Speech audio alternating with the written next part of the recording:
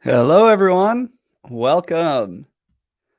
Today, I'm going to be answering all your questions, so feel free to shoot them in the chat. I'll start with whoever's the first one going, and then we'll also have some debate around the Andrew Tate arrest. So, welcome. Everything's been going well, David. Thanks for asking, man. How about you?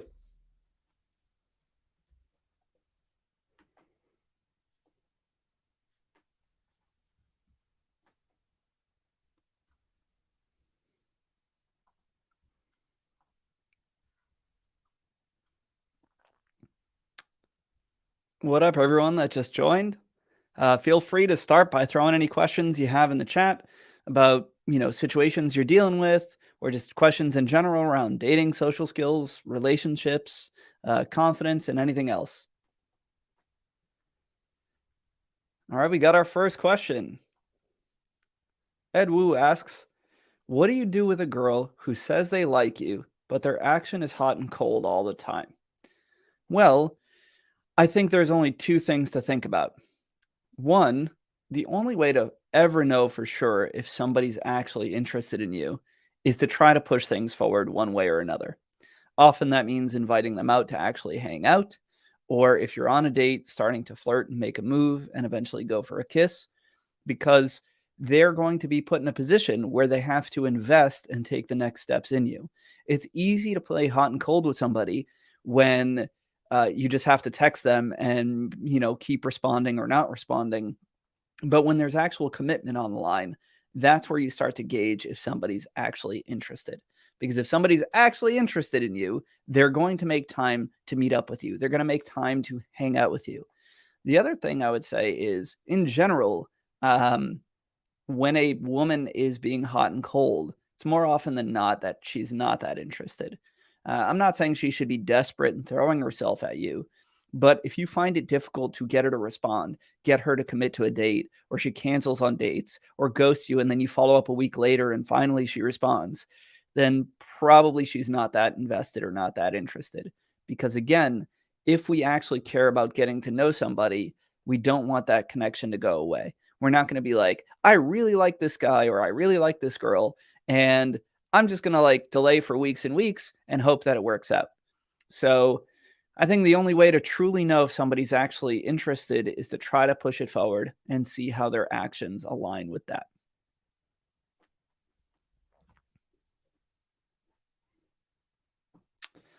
Ed, you gave some clarification of they sometimes meet up, but sporadic and same with texts.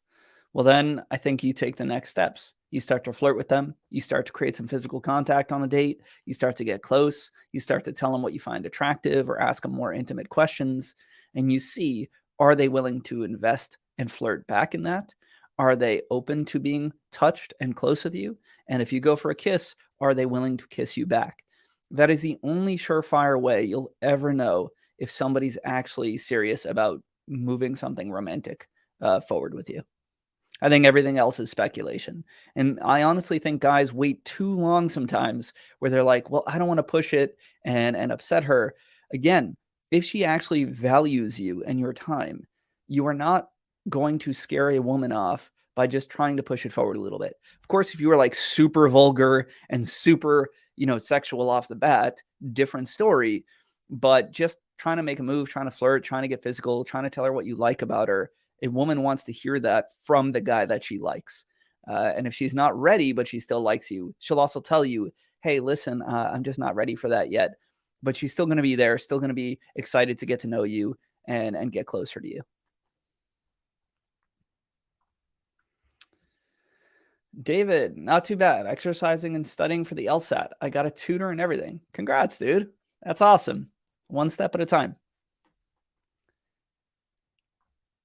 Libby, welcome back. I'm actually posting my video later today, which is a response to one of your questions from the other live stream.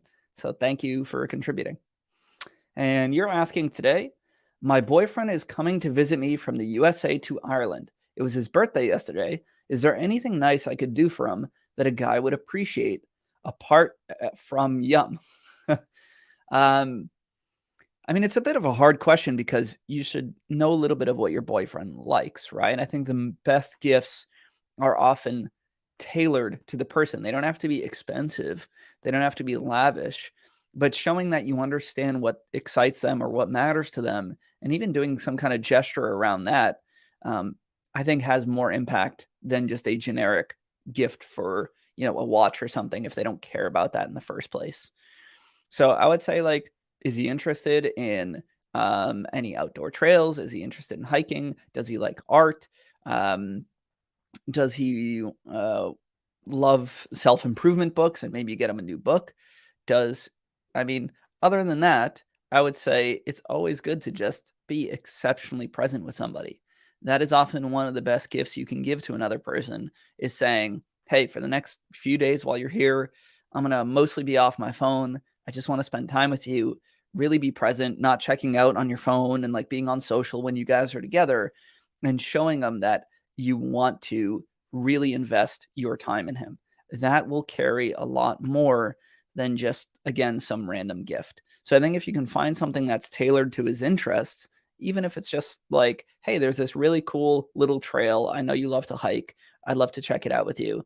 That makes a big difference. And then committing to being present with somebody makes another big difference. And I'll also say, as a bonus, some kind of massage never hurts. It doesn't have to be a intimate massage. Okay. Most people just even like, rubbing his hands, rubbing his head, rubbing his feet, or something like that, and just being close and being able to talk while being present is also exceptionally valuable to most guys.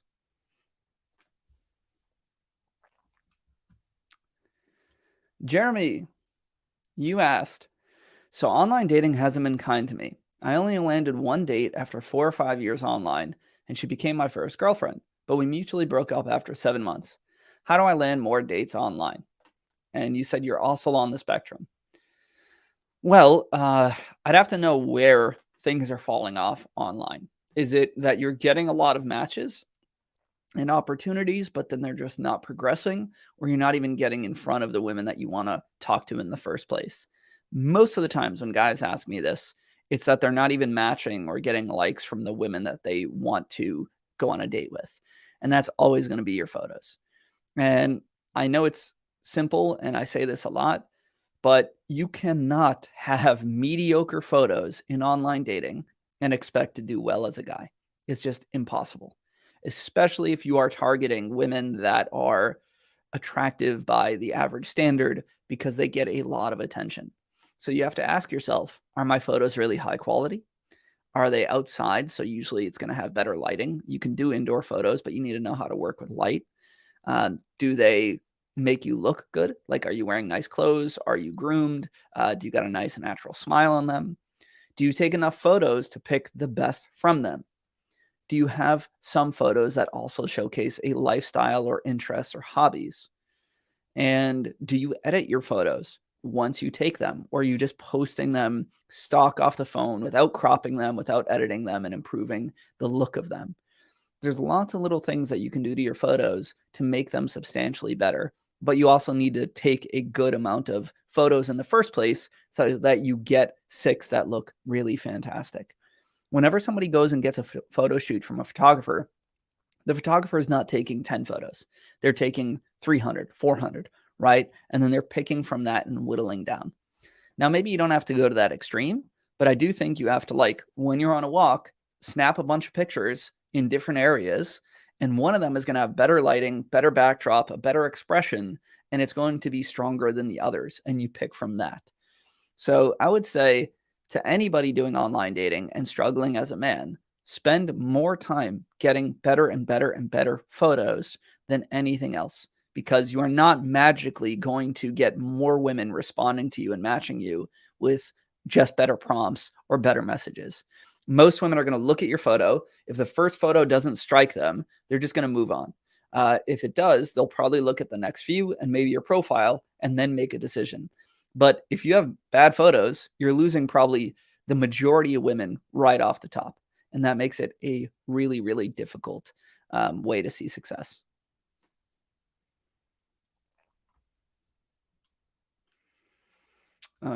Ed, you did a follow-up. So if they aren't that interested, do you just give up or call them out on it? I mean, if they're not interested, why would I call them out on it? They don't owe me anything. It sucks. It's unfortunate, but everyone's a person and they can decide who they're attracted to or not. So I wouldn't call them out. Like the only time I call somebody out is if I'm making plans multiple times and then they're canceling repeatedly. Even then, it's not a call out like, how dare you? This is so disrespectful. It's just me expressing that I'm not interested in that and that I don't want that in somebody. So it's just something as simple as like, hey, listen, I get everyone's busy, but my time's really important to me too. And I want to connect with people who can make time and for me and getting to know me. And then I would just leave it. Like, I'm not trying to chase people who are not interested in me. I'm not trying to make them feel bad. I'm not trying to convince them because it just never works out, man. Focus on people who are actually excited about you, and your life gets a lot better.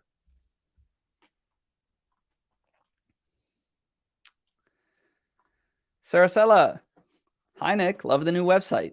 My question to you is about being centered and grounded in social interactions. Besides meditation, is there anything else you suggest?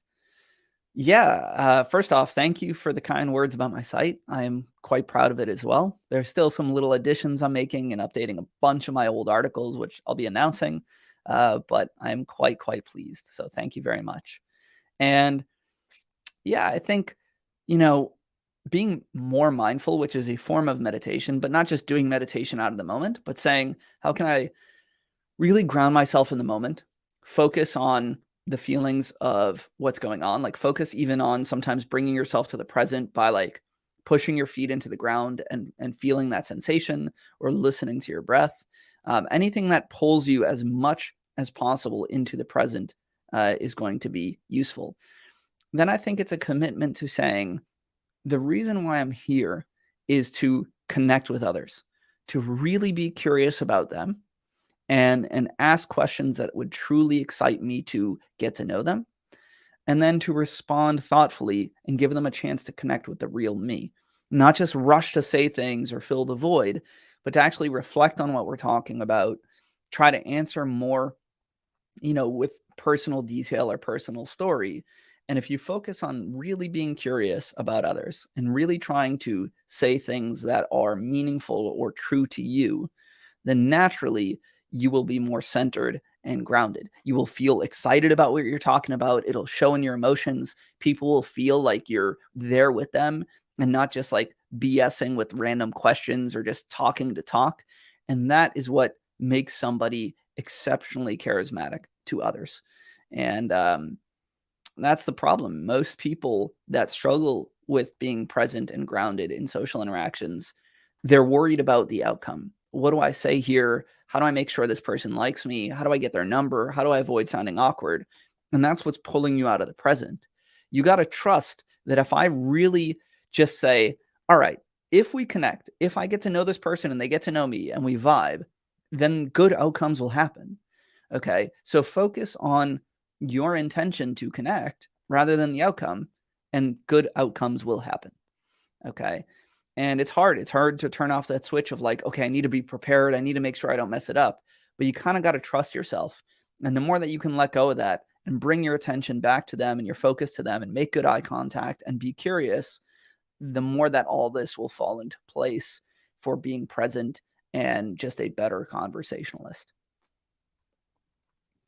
There's a great quote. I know it's been used a million times, but it's from How to Win Friends and Influence People, which is something like, you can make more friends in 2 hours or 2 days by trying to get to know somebody than in 2 years trying to get them to know you.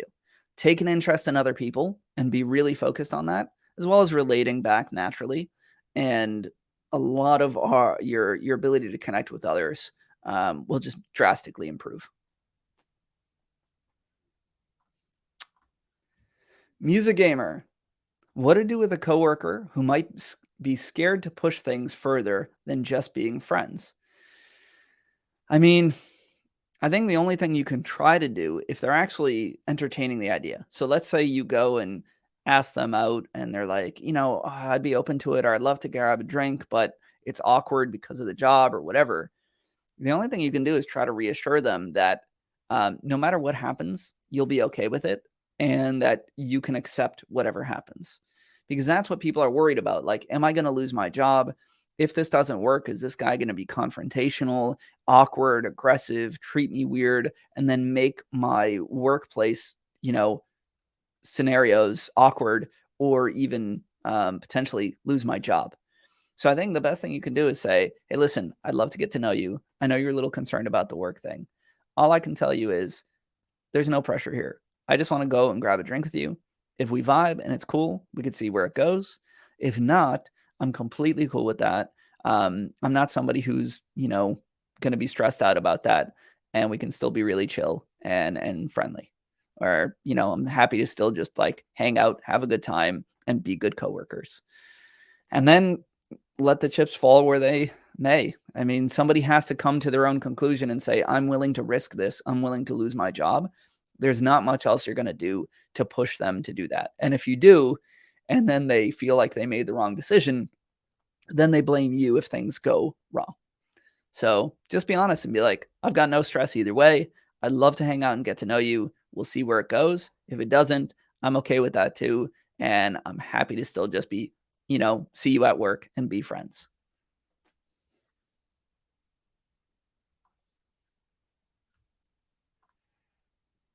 And then you asked to follow up how to differentiate between a friendly vibe, aka helping out too much at work, versus interest, but not wanting to push boundaries.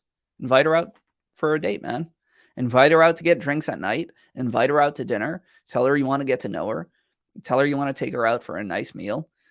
Women understand what that means. They understand if a guy is asking me out at night to grab drinks or go to a restaurant or something, he's asking me out to get to know me romantically or get to know me on a more personal level. And like I said earlier on stream, that's going to be your best litmus test is commitment and investment. If she's never investing and she's like, I don't know, we'll figure it out. We'll make plans. Let's see, blah, blah, blah, blah, blah. Then you kind of got your answer. If she's willing to entertain that and actually give you her phone number and make plans, then assume you're good.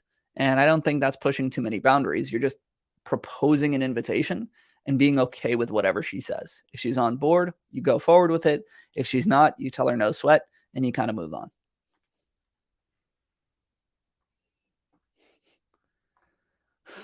He said, apart from cake in a cart, not yum. This is Libby asking, how do you make a special day or give something nice to a partner who's coming to visit you? Well, in that case, if they also are a foodie, you can make a meal together or cook something for them or set up a nice romantic dinner at your place. Lots of little gestures. But going back to, I think it's always most impactful when it's something thoughtful about your partner's personality or interests.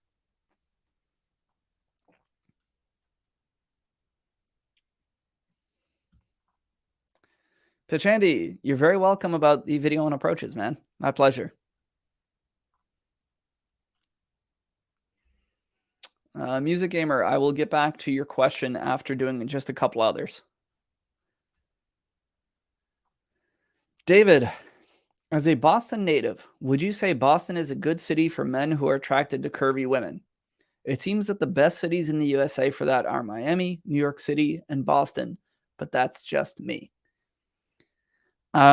Since I know you personally, I am going to talk from knowing some context about you over the years. I think that you've often asked a lot of questions about what is the right city for X women. And every time we've talked, I've told you that you've got to stop thinking like that. Because you don't go to cities or move to places specifically for, is there curvy women? You move your entire life based on a lot of factors, on your lifestyle, what amenities you want, the education, your future family development, people's general political leanings, job opportunities, so many things. And maybe women is a slight part of that. But if you move to any major metro in the US at this point, you're talking about hundreds of thousands of people or millions. And what that means is whatever type of people you're into, you will find it. If you want to meet curvy women, you will find it in cities. If you want to meet outdoorsy women, you will find it in various cities. If you want to meet women who are foodies, you will find it in various cities. If you want to meet highly educated women, you will find it in various cities. This idea in 2023 that, we have to go to certain places to find all these types of women. Guys, when they struggle in dating, often instead, and this isn't about you necessarily, I'm just saying in general, a lot of guys who struggle with women, instead of figuring out why am I struggling here? Because it's applicable everywhere. If you're struggling with women in one area, magically moving somewhere else isn't going to fix those problems for you. Okay. It's just not. People are people. Yes, different cities have slightly different cultures, but we're still human. We still have the same emotions and respond to the same things, even within different countries around the world. Okay. So I would first figure out, what do I need to improve here so that I'm actually able to date women that are around me? And then if you want to move to a different city because of a lot of different factors, fantastic. But I wouldn't use that as an escape plan to just magically find the type of women that you want. I think that's kind of, it's just not realistic. And the only time that I would tell a guy to move specifically if they want to meet more women is when they're in a really small area with no volume of people. So if you're in like a small town in Vermont with a more older demographic of plus 55 and you're a 23-year-old guy and there's 1,000 people in your town, then you probably want to move to a slightly more busy area so that you at least have some opportunity. But once you get to cities with a couple of 100,000 people, you're going to have more than enough opportunity to meet plenty of beautiful women that you would find attractive of all types, that you will be satisfied. That would be my thought. And to be honest, this is no judgment on women or anyone else, but something like 70+% of the US right now is overweight, and something I think 35% plus is obese. So in terms of finding curvy women, like, you're going to find them everywhere. You're going to find people that are slightly bigger or more curvy basically everywhere in the US.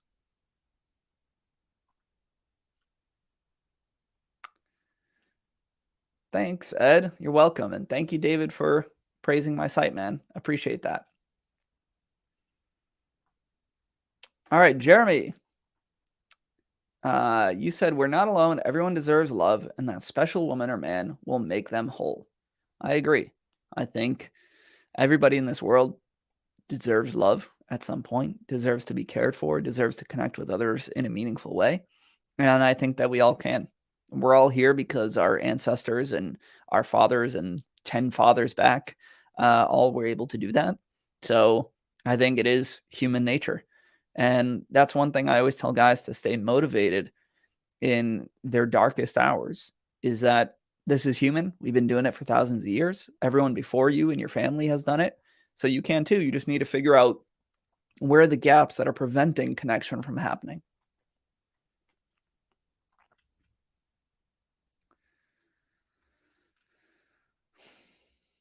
And same thing, Jeremy, I know that you said you're on the spectrum, but I also have many, many clients currently and over the years that have been on the spectrum and have found plenty of awesome women and dated plenty of great people, right? I actually have a client recently who worried about the same thing. I helped him get some better photos online. Literally within, I think, 7 days or 10 days of posting his new photos on Hinge, he ended up meeting a girl. Now they're dating. She's a yoga instructor, and he's very, very happy. So, for example, that was an issue where he was using online. He wasn't getting many matches with women that he liked. He went and got better photos, immediately saw a difference, and it created some new opportunity.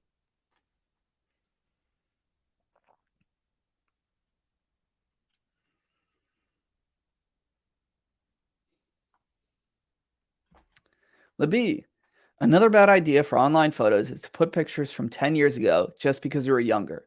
I notice some people do this, but it's best for you to be you and take up to date photos. Yeah, I agree. I think you have basically like a 3-year cutoff or so. Most people look relatively similar within the last 3 years, unless you went through a major body composition transformation. But like, I think within 3 years, you look pretty representative of who you are. When it starts to get more than that, then I feel like it becomes disingenuous. And like, yeah, maybe those photos will perform slightly better. But the thing is, the second somebody meets up with you, they're going to see what you look like. And often that makes them feel like they were misled or lied to. And that never starts the connection off well. usually puts a sour taste in people's mouths, and you end up losing that connection when maybe if you just had a more accurate representation to start, you wouldn't have that issue. It's like guys who lie on their height. I understand that's a problem if you're a shorter guy. It sucks. Sometimes online dating can be a challenge. But if you're 5'5" or 5'6" and you put 5'10" and then you show up to a date, like, people have eyes and they're going to be upset, frustrated, misled.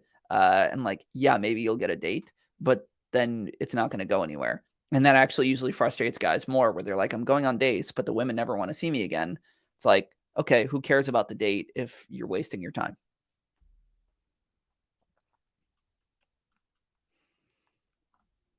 Sahil. Hi, Nick. I hope you're doing well. My question is, how can I be more masculine and confident to attract women? Thank you. That is a very, very big question. You're basically asking, how do I become a confident person? I will just try to talk from a high level. I think learn how to take care of your body, get in better shape, get better sleep, work out. All those things tend to make you more energetic, make you carry yourself better, have better body language, and feel better about yourself. I think learning how to dress and groom yourself, also, you shouldn't base your self esteem on that. But when you look nice, you tend to feel nice and you get better responses from people.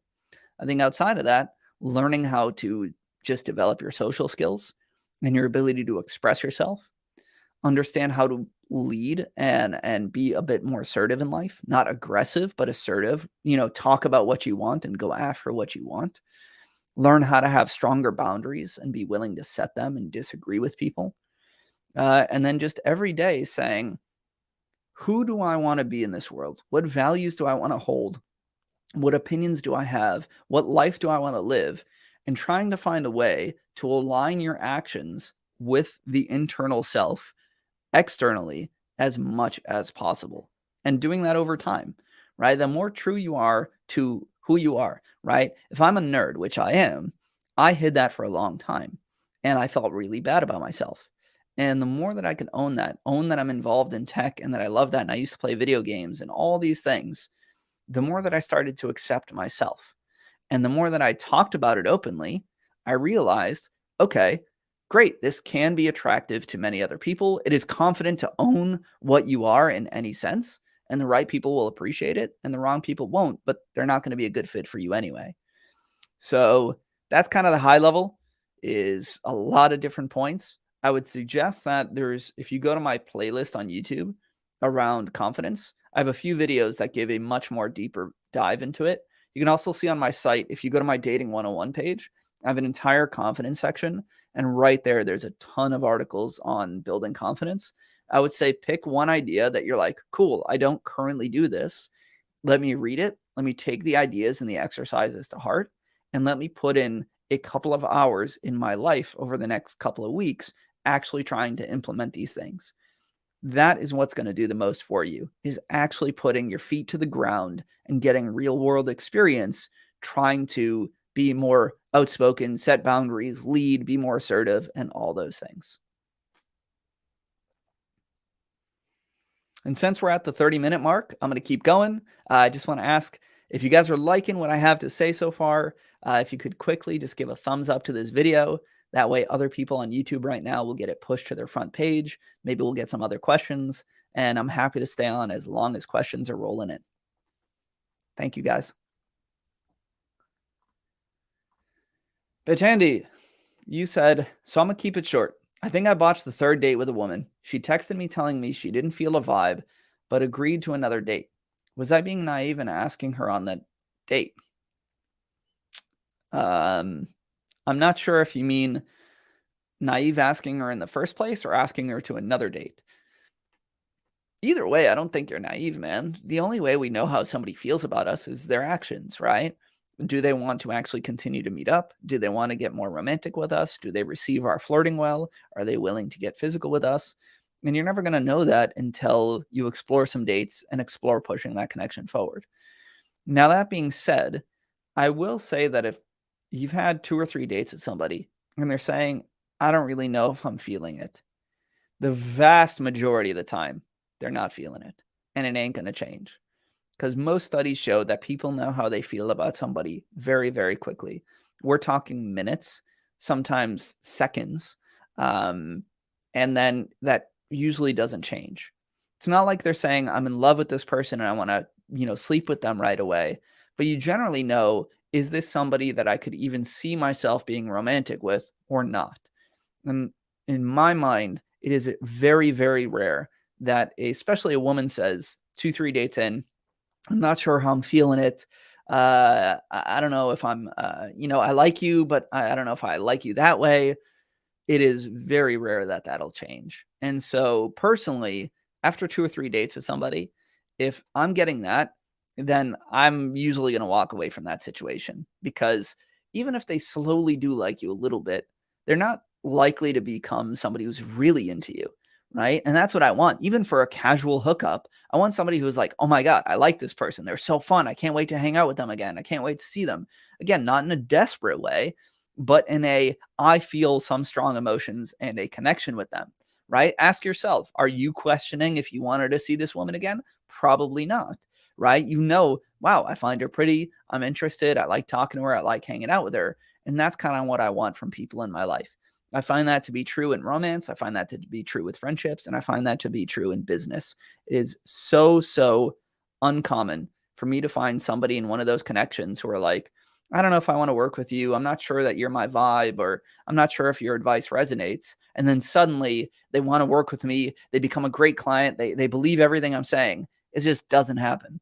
It's usually the people who are like, hey, I've learned to love your work. It really resonates with me. You have the values that I want, and I can't wait to go on this journey with you.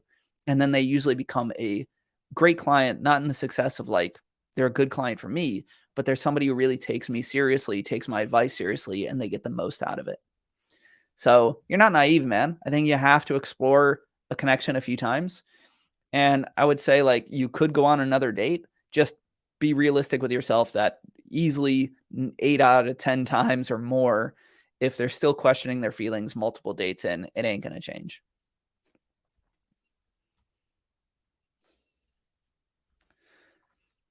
You're welcome, David. And I mean that with the most compassion, man. I think that sometimes we overthink, what's the things we need to focus on. Um, we're thinking, do I need to move somewhere else to meet women? And like, we're missing the forest for the trees. Work on building our best self wherever we are, work on learning how to connect with others as best we can. And then if you want to move to a different city because of a lot of different factors, including maybe more opportunities with women, that's great. But I almost never find it useful when a guy says, I have no success with women here in LA, in California, so I'm just going to move halfway across the country or to another country because suddenly things will be different. It doesn't. I don't think that's ever happened once in my entire career. Like, the only time it happens is when a guy moves to an impoverished country.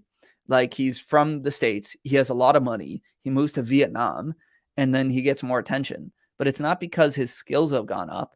It's because those women are often in struggling situations and they see somebody with a good opportunity and financial stability or financial ability to provide, and therefore they are more open to dating that person, but not always in the healthiest way. Nothing against the women or the men, but like, they're not as excited about the individual, they're excited about what they can offer. And I think that connections have to start with, why do I like this person and their personality, not what do I like about what they can provide to my life. It's very also unlikely that a woman who's chasing you for money or status is suddenly going to be madly in love with you.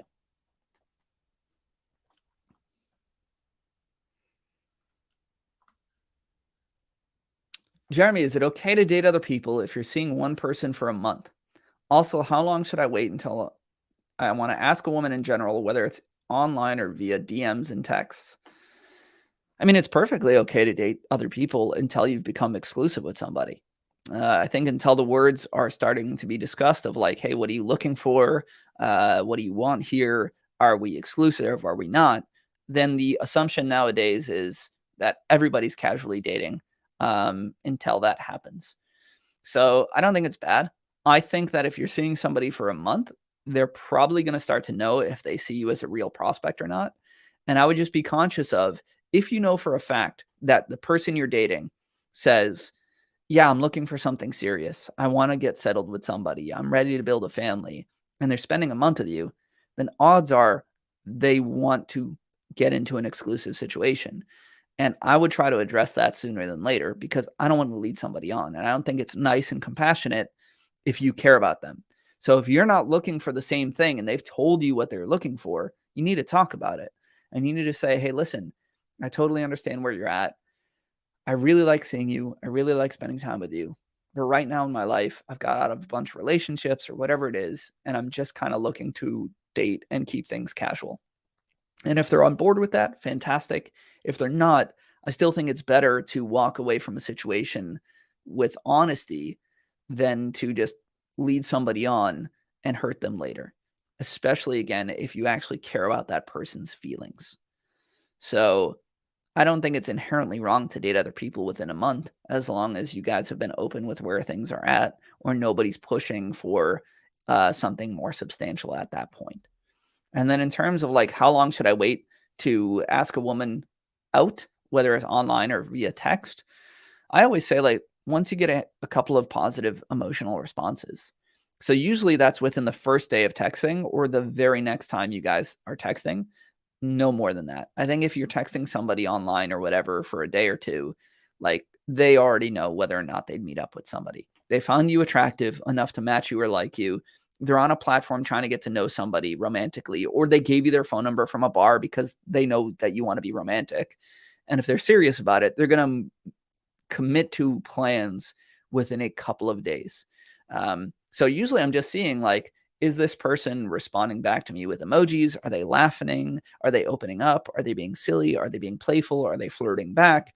If I get that a few times and then it's, within the first 1 or 2 days of texting, I'm going to push it forward sooner than later because otherwise you're just wasting your time, man. So many guys think that the longer they talk to a woman, the more likely she is to meet up with them. And I almost find it to be the opposite. The longer you talk to someone, the more your window closes, where they're like, either you're just going to entertain people who like free attention but aren't serious about it, or they're going to be like, we're just texting. I don't feel the excitement and the vibe anymore. And things start to dwindle. And it's amazing how many times guys will spend endless days or weeks or sometimes months texting and even phone calling with a woman. Okay. And then they think that they're building such a powerful connection and all of a sudden ghosted. Never hear from them again. And they're like, how could they do that? We've been talking for 3 weeks because you're text, because you're nobody at that point.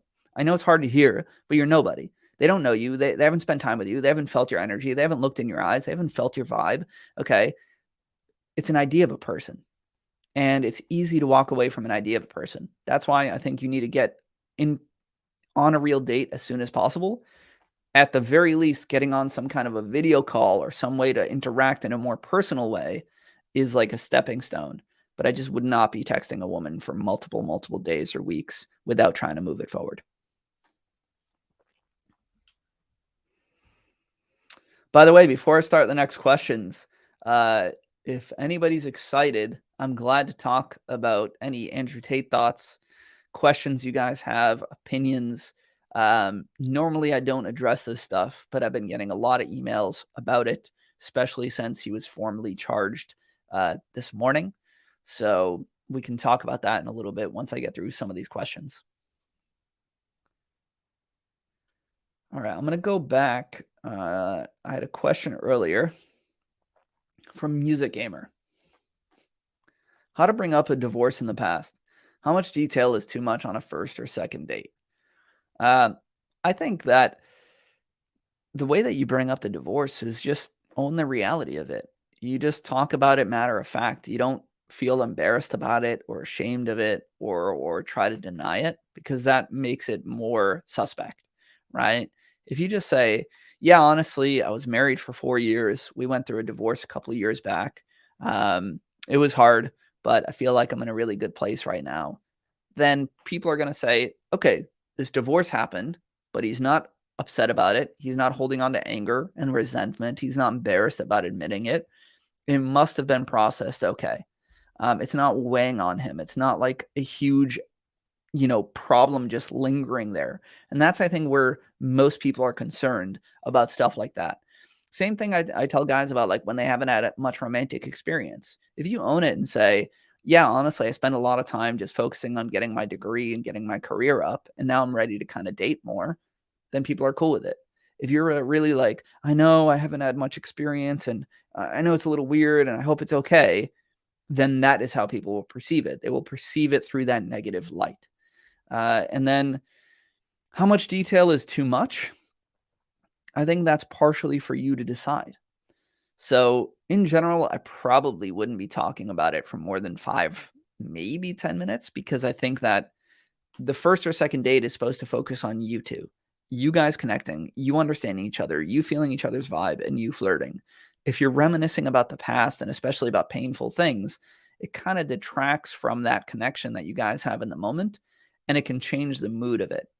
That being said, if you want to talk about it for 2 minutes, like, I know some people that have been through divorce, and the person on the other end of the table has also been through divorce.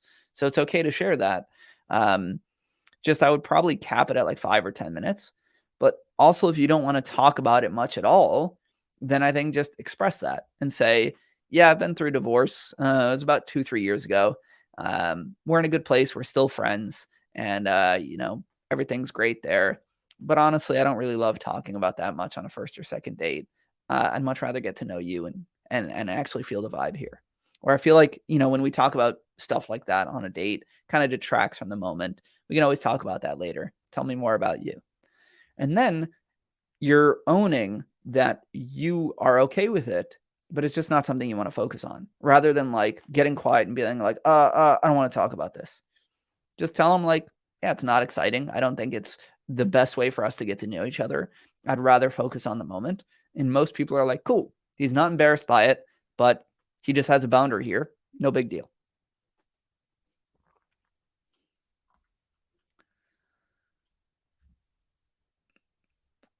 All right. People on the spectrum are really interesting and multifaceted, so I see it as a bonus, especially when they share their interests. Yeah, totally.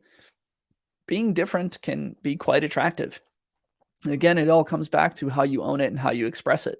We all like, people that are interesting and unique, have different personalities and novel ideas and all this stuff.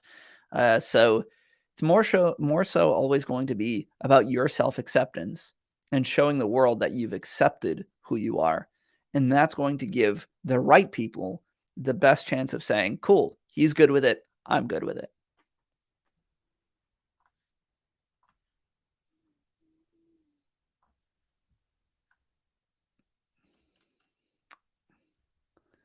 All right. Let me see where I left off. Smarty Pants. Hey, Nick, longtime reader. I wanted to thank you, as you were a big reason why I escaped pickup artist tunnels as soon as I did. Oh, that's very, very nice. Thank you, man. I'm glad I could give you maybe a healthier perspective. And you also said, thoughts on mentioning neurodivergence in your dating profile. So, it's kind of up to how important it is to you. So if it's something that's very important to you and you want to make sure that you're with people that are completely cool with it, then you can leave it on. Just understand that it will polarize some people. If somebody's like, wow, that's weird, or I don't understand it, that's not what I'm looking for, then it might turn them off. But somebody who's okay with that or cool with that, or even appreciates that you own that, will be more likely to respond and invest.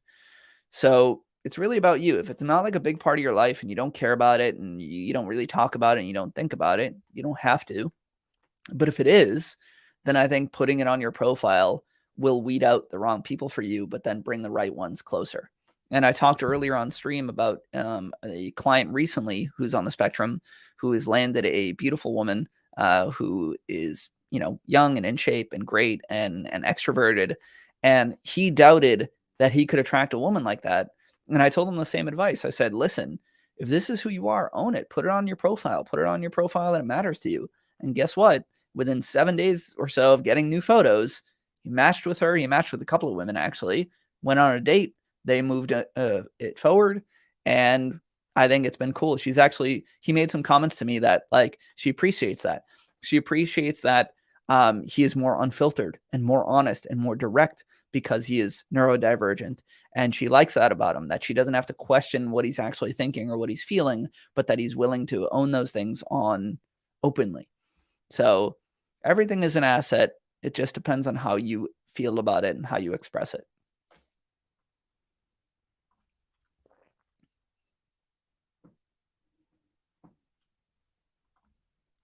Pitch Andy, you said about the next date. This is where a woman after a few dates has said, I'm not sure how I'm feeling it. The advice still stands, man. You have to decide if at that point you want to pursue somebody that's telling you after multiple dates that they're not really feeling it. There's no right or wrong answer. Personally, I don't at this point in my life because I don't want people that are like somewhat into me. It almost never works out. But if you do and you're really excited about her, just try it again, move it forward, and you'll get your answer soon enough, man.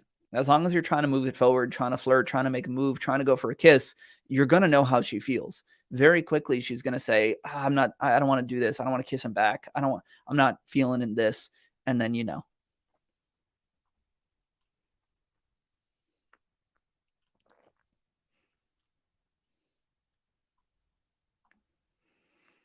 Nick, where I live, I'd only meet up with one guy at a time. I wouldn't be going on multiple dates. Is this closed minded? If meeting all these people, is it not confusing being attracted to several? I wish there was a cleaner answer then. You have to listen to your personality and what you have time for and what you get excited by. I have people who really like to date one person at a time. They've got an active life everywhere else. They work hard on their job, hard in the gym, hard to see their friends, hard to see their families. And they personally feel like they only have the emotion and time to give one person a shot at that moment, see how that connection unfolds. If it doesn't, then they move on after a couple of dates and they start meeting new people. If it does, then great, they keep seeing that through. I have other people who can date a few people at a time and they find that to be helpful because they can get a contrast of what values they do or don't want in somebody, which sometimes it helps when you have differentiating, personalities to see those, those differences in what actually matters to you. Some people also feel like it helps them maintain a sense of abundance, to not get lost in one person and to put them on a pedestal, see them through rose-colored glasses, but to see them more objectively because they have other options on the table. I don't think there is a right or wrong answer. I think it's about listening to yourself and who you are and what you get out of it. And it's not, to me, it's not confusing being attracted to several because I think there's endless people we can be attracted to. It's just about understanding what you really want most, right? If you are looking for only casual hookups and you have no intention of being with somebody long term, then maybe you say, like, who's the most physically desirable to me, not just in their looks, but the way that they present themselves. If I'm looking for a relationship, then yeah, maybe I'm attracted to a bunch of people, but who would make the best partner? Who would make the best husband? Who do I feel like communicates with me well? And so forth and so forth. So, as always, no right or wrong answer, but just look inward and see what seems to be the right path. And experiment. You never know until sometimes you experiment. Try dating a few people at one time. And many guys that I talk to even are like, have this fantasy of like, I want to date, multiple women at once. And then they go and do so. And they try to date 2 or 3 women. And they're like, this is exhausting. I don't enjoy it. It takes too much of my free time. It's emotionally draining because I'm more of an introvert. And then they realize after doing it, I need to slow down and only focus on 1 or 2 people at a time, evaluate that, and then make my next moves. Thank you, by the way, everyone, for submitting these questions. I feel awkward saying thank you after every question. So just know that if I don't, I appreciate them very, very much. Okay. And it means a lot. This is always so much fun. Central demo. I was talking to a girl at the park yesterday. She seemed to like me, but I froze up when she asked my age. She's in college and I am 27. I thought about lying, but I didn't. So I said, I don't want to tell you. And then I got weird after that. What do I do? I can't change my age. I think the issue is that you, like earlier, I said on stream, you basically told her that I'm ashamed of my age. I don't want you to know. I want to hide this from you. And that's what makes people scared because they're saying to themselves, well, this person's being standoffish. They feel ashamed of it. So maybe I should feel the same way. Maybe this is weird. Maybe this isn't something I should be exploring. That's the issue. I think the only thing you can do in that situation is own it. And I know I repeat that a lot, but just being like, yeah, actually I'm 27, but for me, all that matters about getting to know people is who they are inside and their maturity and their personality and values. Or, hey, I'm 27, but honestly, I like to get to know people as an individual, and it doesn't bother me if it doesn't bother you.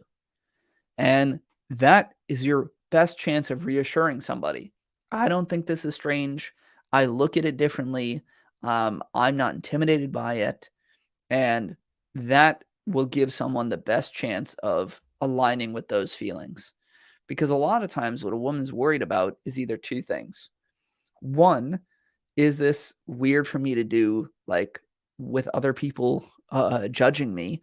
Is this gonna be awkward, from other people? Or are they gonna think this is strange? Okay. Or two, is this guy weird about it as well? How does he feel about it? And so by reassuring, like, I'm okay with it and giving some validity to why you're doing this, like that it's normal if two people are aligning because of their values and the age isn't as important, then that's your best way of presenting it. And then you have to see if she's open to it. There are some women who are like, you know what? I could never date a guy that's, 5, 7 years older than me. It's just weird. It's strange. And that's the way it is, man. You're not going to convince somebody and you shouldn't try to. So, like, personally, I'm the same way. I would never date a woman that's much younger than me. It's just a personal preference. I think when I was 27, when I was talking to a 19-year-old, it's a very different person. To me, and there's no judgment to anybody else. I really mean this. But to me, I just felt such a large gap in maturity and view in this world and position in this world that wasn't what I was looking for. And maybe it's because I have a sister who's about a similar age gap in me, so I can feel that difference. They didn't feel like they were in the same place in life as me, and I personally can't look past that. But some people don't care, man. And again, I do believe people have different, wildly different maturity levels.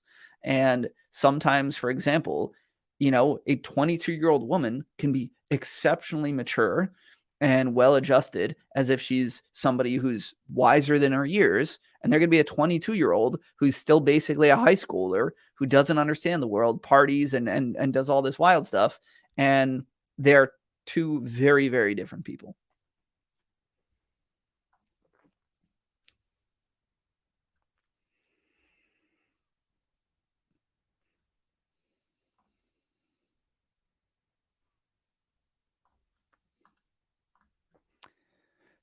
Jeremy, also, I was in this situation with my ex-girlfriend. I was 1 month in dating with her, and I matched with another woman on Hinge 2 days before I was going to ask her to be my girlfriend. I didn't want to hurt her. I mean, yeah, I don't know what to say here. You have to ask yourself what's more important. Am I really excited about this person I'm dating? And do I know that they also want to be exclusive with me? And am I willing to risk losing that connection by still dating other people? And you have to weigh those costs yourself, right? That's kind of what made me unintentionally choose my girlfriend at the time, who's now my wife, to go exclusive, is other women I was dating, and I would date, casually and make it clear that I was casually dating. I wasn't ready for anything necessarily serious. And if I was gonna date other women and I lost some of the other connections, I was willing to accept that because I was like, "Cool. I'm not, fully focused on one person. I don't see them as my long-term life partner. So if it doesn't work, it doesn't work." When I met my wife, as I started to date her over the first couple of months, naturally, I lost the motivation to see other women. I lost the excitement about it. I felt very excited to explore this person and share more experiences with them. And eventually came a point where I said, I don't feel motivated to meet other women. I feel motivated to spend more time with this person and get to know them. And yeah, I could chase random tail. Excuse my language. Uh, but it would probably jeopardize or put at risk this connection I have here. And that's not what I want, especially because at that point, I had dated enough to understand what I wanted in somebody and what I didn't. And this person that I was with, my wife at the time, she had all the boxes that I was looking for. And so why would I give that up? It was a natural decision that I said, here's what's the most valuable thing to me right now. And that's what I'm going to invest in.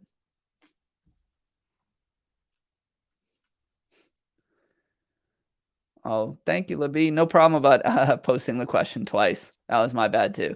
And thank you for always the kind words. And I will let you talk with the hit the thumbs up, people.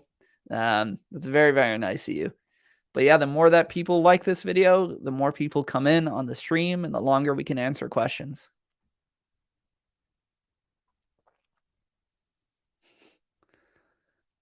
I'm glad I motivated you to clean. It's actually something I really do think is important. I know that controversial figure Jordan Peterson says first thing to do is clean your room. But regardless, I think it is a good thing to get a hold of. I think learning how to keep your environment cleaner and take care of your environment the same way that you take care of yourself starts to put you in a different headspace for implementing that same level of care and level of commitment in so many other areas. And it's often a starting point for people, right? I was the kid that had Mountain Dew bottles all over my computer desk and like had socks on the floor and clothes on the floor. And as I started to get into self-improvement and self-development and dating, it was one of the first things I did was start to take care of how I looked and the environment around me, and maintaining that put a level of consistency to say, great, I can accomplish this. I feel good about it. It's nice to be organized and clean like this. Maybe I should start working on other areas of my life. Maybe I can. And I think if anybody's struggling with that, struggling with improving themselves, struggling with motivation, doing small little tasks around the house that you can feel accomplished about is a really, really nice foundation to work from.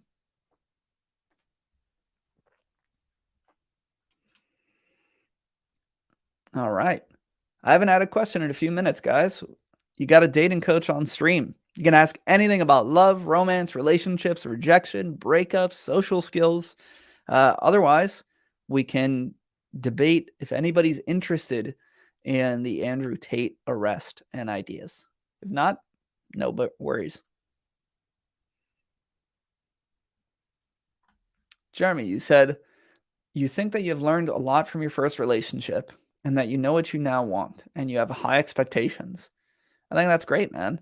As long as our expectations aren't unrealistic, but it is good to have high expectations to say, maybe I want somebody who, treats me well and who communicates and who has this going on in their life. Because especially if you're choosing a long-term partner, it's going to be one of the most important decisions you ever make, if not the most important decision you'll make in your life. Okay. And you have to say, the person that I'm going to be with, I have to respect, admire, get along with, share my time with, and you should have standards for yourself. And what's funny is the more that you have standards for yourself, your dating pool shrinks a little bit, and that scares people, but the quality goes up. The people that you are actually continuing to see and continuing to invest in are just so much more aligned, and the connections are so much stronger that it's worth it. When I was 19, I had no standards. I would date any girl who was just somewhat attractive to me, even if it wasn't a good situation for either of us.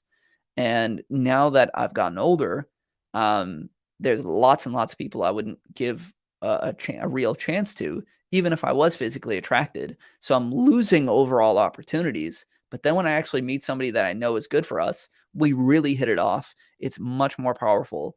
And then I think you end up with better connections in the long term. And that applies also friend-wise, also business opportunity-wise.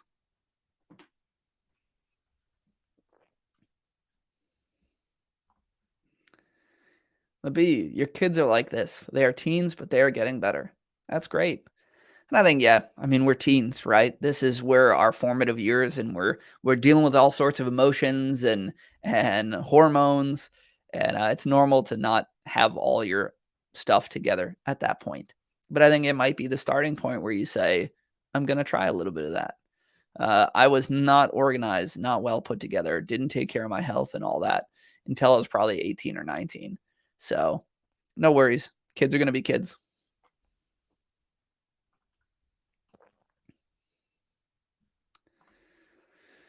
Hessam, what advice do you have for a 30-year-old virgin? I do not even feel like that I have a fear of rejection, but something, I don't know what, is keeping me from asking girls out.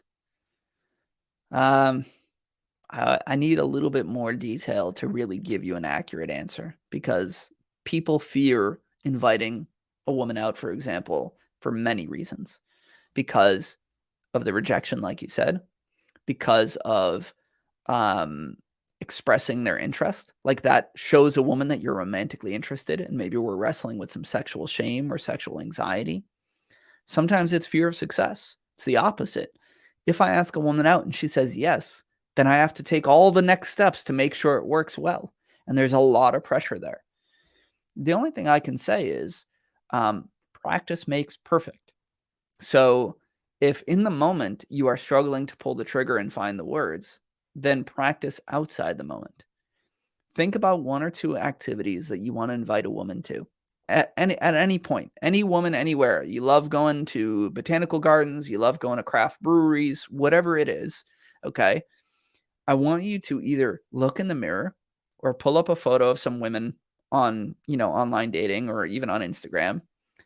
Look at them or look at yourself and get one or two sentences out of how you'd invite them out. Hey, listen, I've had a really good time talking to you. There's this new craft brewery that opened up in X town. I was thinking about checking it out. You should come with, or I'd love you to join me. And it's going to feel weird to say it, and you're probably going to stumble over your words, and you're going to not say it with enough energy. And you work through that a few times. You get used to your own voice. You get used to owning it and feeling it. And once you do that a handful of times and then it comes out nice and smooth, it kind of locks it into your brain where when you're next time in the real moment with somebody where it's more high pressure, your brain goes, okay, I've already done this a lot. I know what I want to say. I've built that kind of neural pathway. Let me just repeat what I've already done. And I find that becomes infinitely easier for guys to ask a woman out when they've just gotten a little bit of practice beforehand. The same way that if you're a public speaker or doing YouTube, you generally want to practice your skills before you're on stage, because that is going to give you prep and some self-acceptance and some working through any of our feelings so that when it's that final moment, you can just lean into it a lot easier. That's what I would say.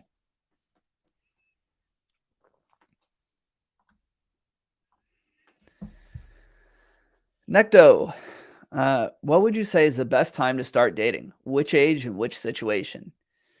So, honestly, as I get older, I would probably tell most people to wait until at least high school. And ideally, maybe till you're 16, 17, 18. And I'm not saying that as a prude because I don't think you should be like, having sex and kissing or anything like that. I just think that a lot of times, you know, when you're focused on dating or chasing like the attention of women, even at an early age, you're not focusing on all the other things that'll make you happy, make you also more confident in yourself, make you more attractive overall, and make you have a better social network and the skills to build those networks. And all those things are going to make dating easier once you have that, right? So if you're a guy who doesn't have many friends, doesn't get out much, doesn't know how to talk to people, and then you're just trying to like focus on like talking to women all the time in class, like yeah, it can work, but you're missing out on so much of being young and the fun experiences that you can have and the friendships and the stories and the adventures. And there'll always be more time to date, but there's never more time to be young. And I know that sounds silly from an older person, but that's the truth. I would tell most guys until at least 16, like, do you have a lot of friends? Do you go out and spend time with them? Do you have hobbies? Are you getting physically active? Are you thinking about, the next steps you want to take in your life? Like, you don't have to be obsessed with knowing your job or stuff, but, are you working towards anything for yourself? Because, like, once you have that, and you feel like you can talk to people, you have friends, you are doing cool stuff, you have great memories, you're happy, that radiates outward, and that's what makes you attractive to other people. So the guys that I knew, my friends that were really good with women, especially like later in high school, like 17, 18, or right after, they had a lot of that. They like did lots of cool things. They went out with friends to movies. They like went for little biking trips. They like made party plans with people, and they built up all the other stuff so that women wanted to be a part of their life instead of them trying to sell themselves to women. That being said, I don't think it's a big deal if you do end up dating somebody at 14 or whatever. I did pursue women when I was younger, so I can't lie and say that I didn't. Um, but yeah, I think there's always more time to date. There's less time to be young, have fun, have friends, and really make those memories.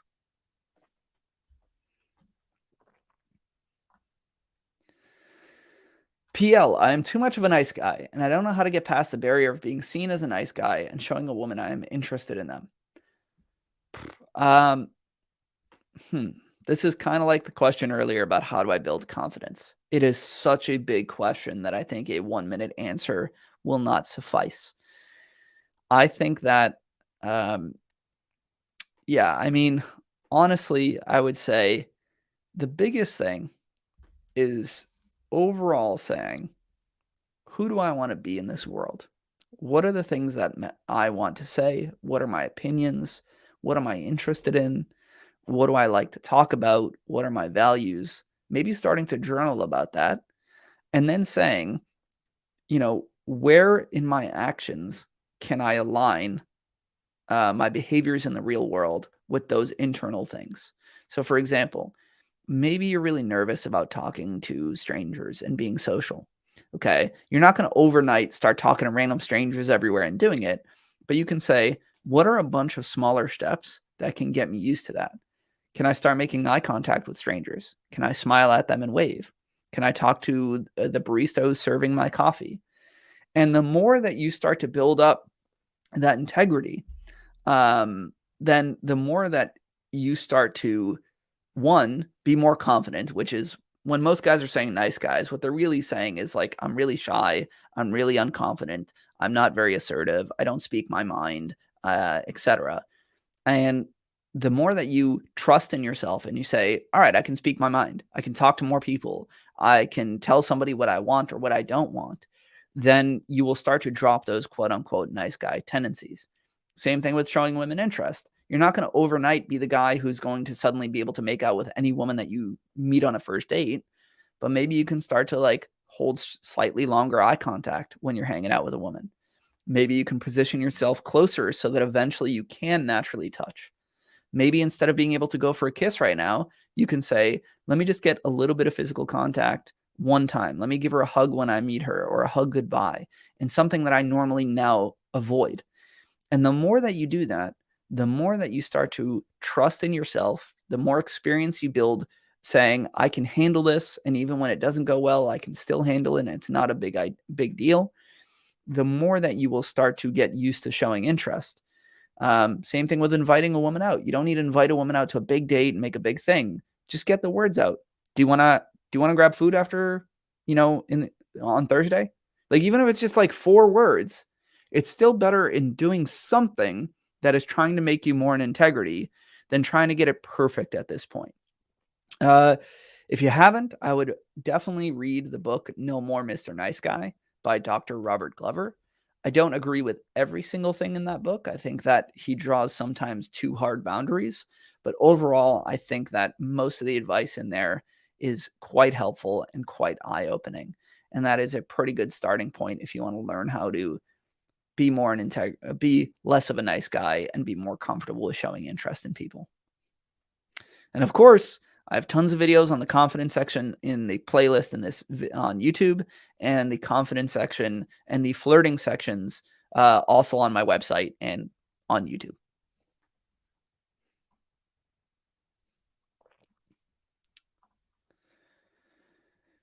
Maybe my son is in his 20s. He met this girl in school.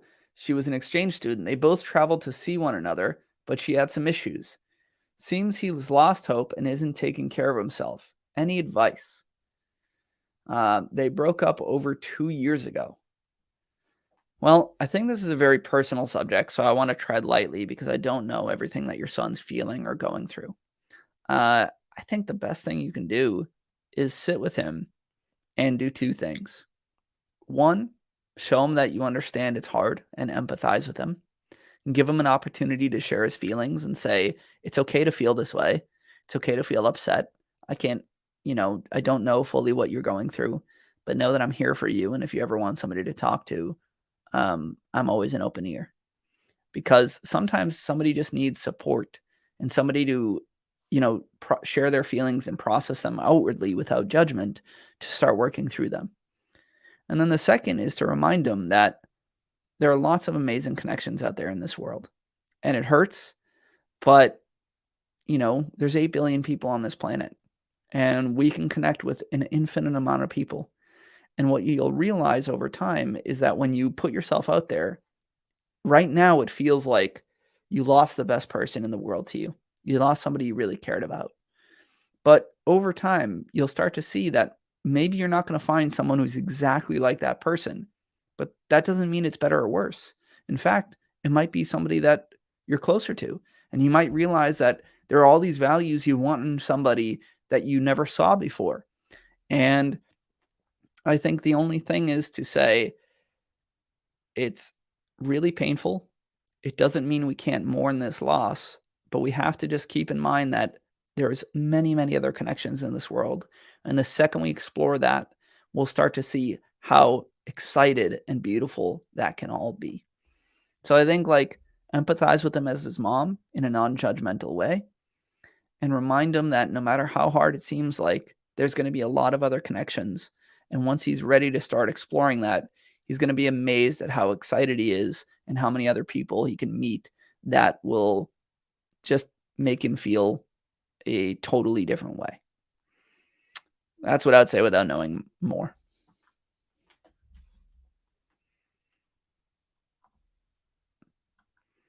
And I know sometimes it's that was 2 years ago. I just want him to tell him to get over it. But emotions are complicated. And logically, I'm sure he knows hey, you should get over this. But it's one thing to feel it and another to actually do it. And I think that's where starting to explore other connections in his life doesn't just have to be romantic. Maybe he needs to get out more and get into some new hobbies and build a new social circle. But just getting out and connecting with other people starts to be eye-opening, and you start to hold on to that past connection less and less, right? Because it's hard to see the abundance of opportunity and other human connection around you when you don't actually explore it. So the second he starts getting out there, I think his feelings will subside, and hopefully he'll start to look ahead and see all the other people that he can meet. Why do some girls only want to date someone who has a house and a dog, even if buying the house is not a financially responsible decision? Do they like the risk or what? Um, I think it's actually the opposite. I think nowadays people are really scared. Um, I think we like to pretend like the economy is all great just because we're not in an obvious Great Depression or something like that. But it's not. I think the average person under 35, 65% of people under 35 or something like that, don't even have $1,000 in their bank account. So if something happens to them, they're screwed. I think that people's wages haven't matched up with the cost of living, the cost of housing, and everything else. And a lot of women are eventually looking to have a family and to support a family. So pursuing someone who has a house already or who has a great job, on the surface, it might seem shallow, that they just want money or that they're not considering anyone else. But a lot of times it's just, I want to make sure I have a stable future. If it's risk aversion. Okay. If I date, there's two guys that are objectively both interesting to me, And one guy is living in an apartment. He doesn't have a great job. He's trying to figure out what he's trying to do in his life. And another guy's got an established home. He's been at his job for a few years. He likes what he does. It's about risk. It's, could I go with that former guy and have a great life? Yeah, but there's more unknowns. And people are in so many areas of their life, they're nervous about taking risk, and rightfully so, man.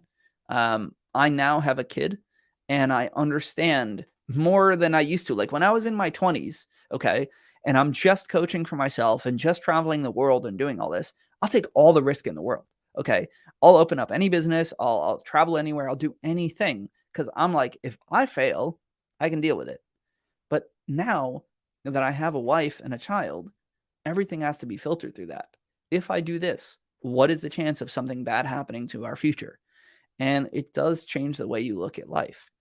So I'm not saying that women, just like some men, aren't shallow and don't go after guys just for money and just for having a fun, lavish lifestyle. But the idea of a one income household is pretty much dead. So you really want to make sure that the person you're with has some sort of stability or income, because that's basically the only way we can afford living at this point in life. I mean, for example, I live outside of Boston. A dump of a house in a town 30 minutes outside of a city might be $600,000-$700,000 or more. Who's going to afford that?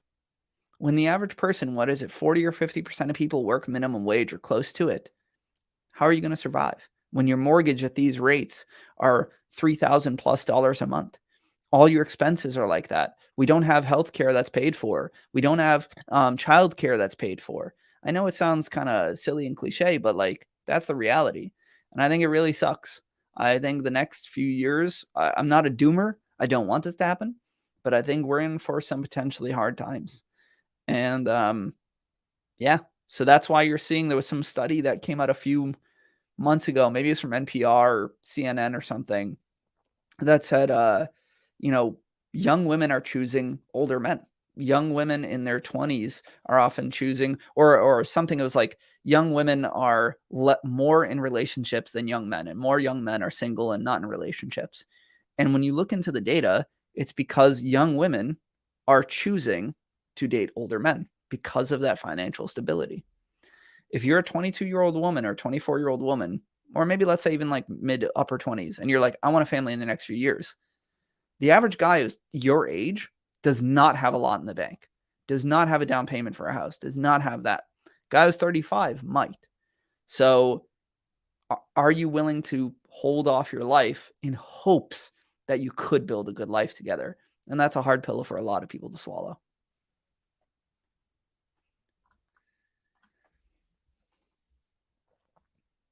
Jeremy, do you think dating gets harder as you get older? My first relationship was at 25 years old, and sometimes I fear that dating will get harder as I get older. So this actually relates to my last question. I'll only talk from a male's perspective right now. I think the older you get as a man, most of the time dating gets easier for many reasons. Like I just talked about earlier, you have the ability to provide financially. You're much more stable. You can have a more interesting lifestyle with somebody, and that is attractive to a lot of women. Outside of that, a lot of the qualities that women look for in men come with age: self-confidence, worldliness, life experience, all come, and maturity a lot of times, especially for settling down with a partner in the long term, all come with age. And then finally, men age in a way that most women still find them attractive as long as you take care of your physical health. Like, it's just the reality of the way it is like a 25-year-old woman will often find a 25-year-old guy attractive, a 35-year-old guy attractive, a 45-year-old guy attractive, sometimes even a 55-year-old guy attractive, if they're in good shape. I'm not saying that's always the case. There are plenty of women who won't date older guys, but like, look at all the hottest, celebrities for the last 30, 40, 50 years. Often what's voted as the most attractive man is a guy in his 40s, sometimes even his 50s, right? And so all those things combined, I think that dating tends to get easier as a man as you get older. and women tend to look at you with more reverence and more respect because you have so much more of the qualities that they're looking for. I find this all the time that I'll have a guy who's been married and they'll be getting out of a marriage and they have that same fear. I'm 43 years old. Oh my God, how am I going to meet a woman? I really want to start a family. Me and my wife didn't have kids, or we had one kid, but I still want to have other kids. And then all of a sudden they find out that like women are really receptive to them. They go out and they talk to younger women in their mid late 20s and they're cool with it. They even have success in online dating. And yeah, so I don't think age is a problem for most guys. I wouldn't worry about it. And as long as you are somewhat taking care of your health, I think that's the most important thing. It's that like visualization of age. If you are like really overweight and really out of shape, then age becomes apparent that that is a real issue in the way that you guys can live. If you are, I have friends who are in their 40s or 50s who crush it in terms of athletics and run ultra marathons and stuff like that, then age doesn't really matter.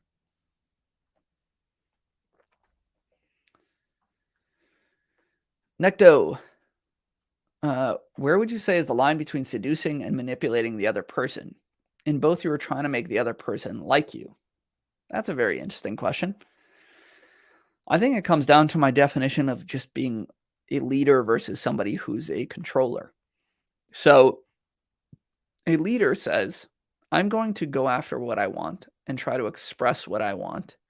But if I don't get that from somebody, I can accept that because I understand that everybody has their own versions of happiness. And so I might be happy trying to get this woman to like me and trying to get to know her. But if at the end of the day, I'm trying to like make a move or invite her back and she doesn't want to, then I think as long as you can accept that and say, no big deal, I understand, and not try to like manipulate her or guilt trip her or pressure her or intimidate her, then that is healthy. Someone who's controlling says, yeah, I want to go after what I want, and this is what I'm looking for, and I'm going to make sure other people give it to me no matter how they feel. And that's again where you get into guilt tripping, gaslighting, intimidation, threats, all those things. And that's where it crosses over from somebody who's just leading with what he wants to being manipulative. And so I think really just being detached from the outcome, saying, these are my intentions. This is what I'm looking for. I'm going to flirt with you. I'm going to try to make it happen. If you're feeling the same way, awesome. If not, I'm going to go focus on somebody who feels the same way as me, and I'll wish you the best of luck, and to be sincere about that. So, it's like when somebody comes to me to work with me as a coach, if at the end of the day I say, hey, listen, I'm going to try to tell them how I think I can help them. I'm going to understand their issues, and I'm going to say, hey, listen, based on what you're saying, I would love to do X, Y, and Z and help you do A, B, C. And at that point, it's up to them to either accept that or not, or at least compromise. And a leader, if the person says, listen, I don't think this is right for me, or I'm not in the position for it, I never pressure people. I'm like, hey, listen, no worries at all. I completely understand it's an investment. I'd still love to work with you in the future if that makes sense for you. But otherwise, just keep in touch. I think there are some salespeople who try to then resort to instead negative tactics. Well, then, you're maybe never going to grow. Or what if you're alone in the next 5 years? Or try to, again, pressure them. Well, then the offer's off the table if you don't take it now. And that's where it comes into manipulation. You should want people in your life to want the same path as you. That is healthy. Trying to convince or coerce people to give you something that they don't want to do initially, that is manipulation.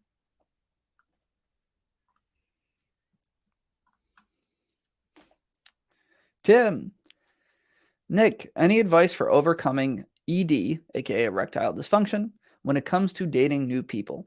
I'm working on my fear of sex because of doing self-harm on myself in a toxic relationship when I couldn't get hard. Yeah, so first off, ED is technically a medical situation, and I am not a doctor, so all of this is just going to be outside advice that does not necessarily say what a doctor might do or might give you. I think a lot of ED for guys comes from being in their head and creating a lot of unnecessary pressure to perform, to be good, to be hard. And whenever we're feeling anxious about something, okay, that is a very strong emotion. And we can only generally hold one strong emotion at a time. So if you're anxious, you are not going to be aroused. Okay. If I'm like nervous about something and really scared, and oh God, how is she going to enjoy this? Am I going to be able to do it this time? It's impossible to feel aroused. Okay. So instead, you need to find whatever way possible to mitigate that anxiety and connect to your arousal. So the first thing might be when you're in bed. First off, it's telling yourself that what makes a good experience for a woman, especially the first bunch of times you're together, is not being perfect in bed with your technique, but just having a good time, feeling positive with each other, being able to laugh and look at each other, because that's what they want to know. They want to just feel like, hey, we're in a good mood. I'm safe. This is fun. And they're less worried about the perfect technique at that point. They just want to have a good experience. So if there's this pressure on like, I need to be good enough, I need to be hard enough, I need to be strong enough, that before you even get into bed is going to mess with you.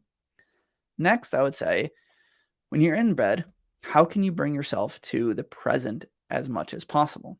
Maybe you can do some gentle breathing and just calm, try to relax your body, slow down, take your time.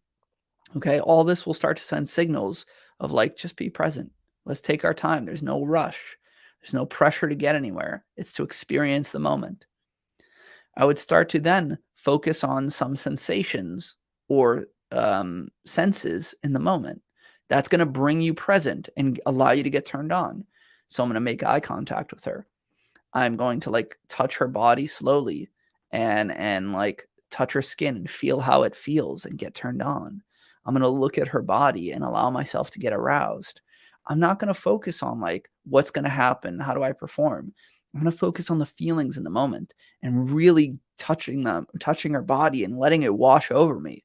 Because then you're going to start to feel aroused. You're going to be like, God, she feels so good. She looks so good. She smells so good. Tell her that, right? And that will start to get you more and more turned on. Outside of that, you can also have her work on you. So you can say, hey, I want you to touch me all over right now, or I want you to kiss my body and I want to feel you on me. And so you can like spend a few minutes where you relax, where you don't feel like you have to be in the leading position and just enjoy the feelings, man. And usually a lot of guys tell me when they lay back and have a woman, touch them and chill, they start to feel really turned on. And then last but not least is that if it doesn't happen, accepting it and not making a big deal of it outwardly, even the words you use will change how you feel about this. So if you're not getting it up and it's not working, and you can say, hey, listen, I'm not there right now, but I'm still having a lot of fun and I want to touch you all over. I want to make you feel amazing right now.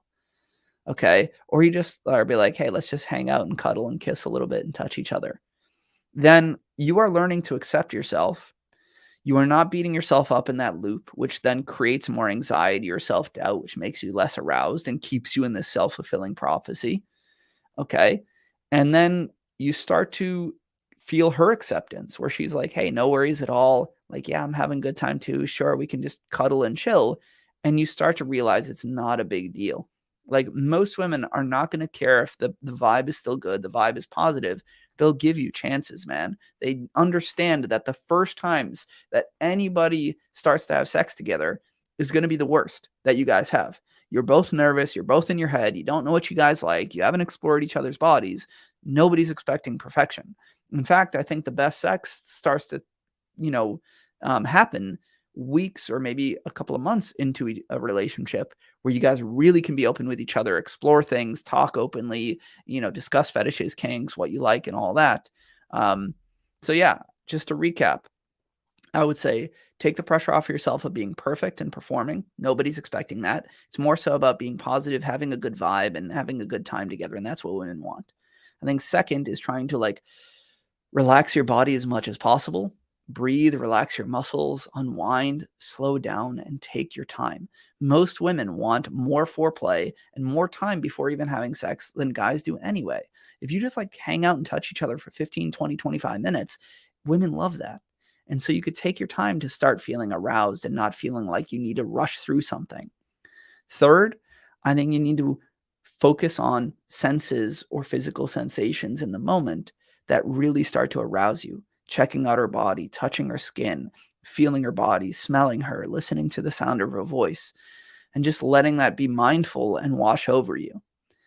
Then I think also you can, number 4, let her work on you and kind of take a more passive role for a little bit so you can enjoy and relax yourself. And then lastly, being able to accept it outwardly and still talk about pleasing her or just hanging out and having a good time, and giving yourself that feedback loop of it's all right if it doesn't happen. And in fact, you're going to see that because you're chill with it, most women are going to be absolutely chill with it too, which then makes you feel better about yourself. That would be my thoughts, is try all those things. And I think that generally if you can get aroused when you're watching adult corn, let's say, then it's probably more so about the stuff we're talking about in your mental states and something less medical. If you're struggling to get erect in almost any scenario, then it might be something that you want to explore medically.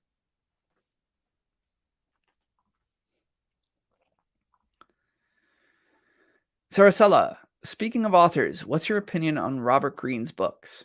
Um, it's been a long time since I read The Art of Seduction and the 48 Laws of Power. Probably over 10 years. What I remember feeling, and this is again without me knowing much in so long, is that there's some good ideas in there. I think he's done a lot of research on how people work and all that. But 2 things. One, I think it's a bit too clinical, and like you need to do all these little boxes perfectly and all these strategies and these war strategies in the bedroom. And there's a balance of like learning a bit, but it's so much more logical and like, structured than like also being emotional and present. And relationships and people are emotion. They're not logic most of the time. They're feeling and they're dynamic and they're expressive.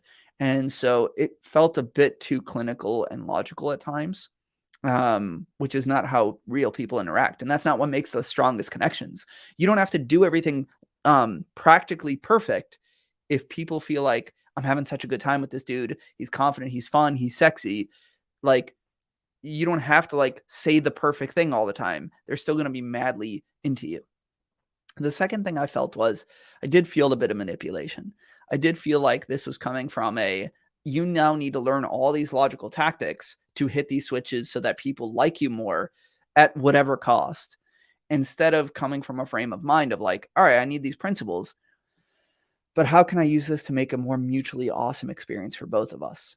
And how can I like invite them in to a connection with these, principles rather than use it on them?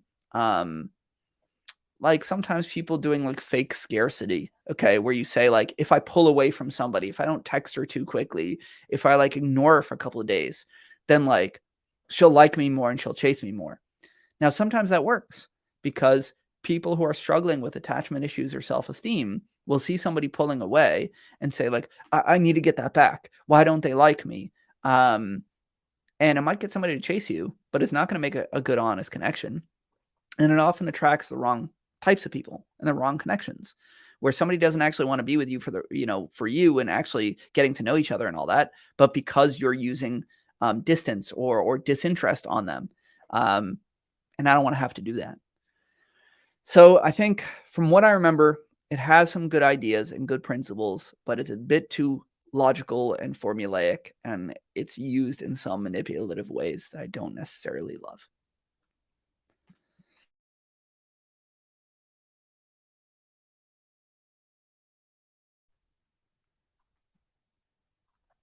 Awesome. Thanks, Nick. About my question earlier, my psychologist says that it's a kind of a self-punishment, not seeing myself deserving of the things that make my life better. I didn't have time to ask for more, but that is what I was told. I had a terrible childhood.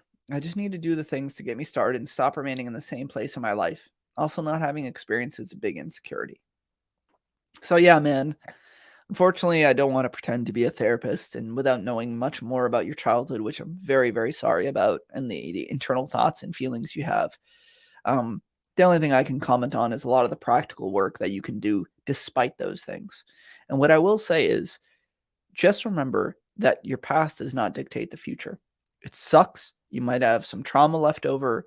It might make you feel like you're not experienced, but we can always reinvent ourselves. We can always change our future. We can always start to become a new person, a stronger person. So I know sometimes it feels like I had all these bad things happen to me in life. I'm screwed. I don't have the experience I want, but that's just not the case. I know hundreds, if not thousands, of people I've talked to over 15 years who have completely changed themselves from their past, from their family.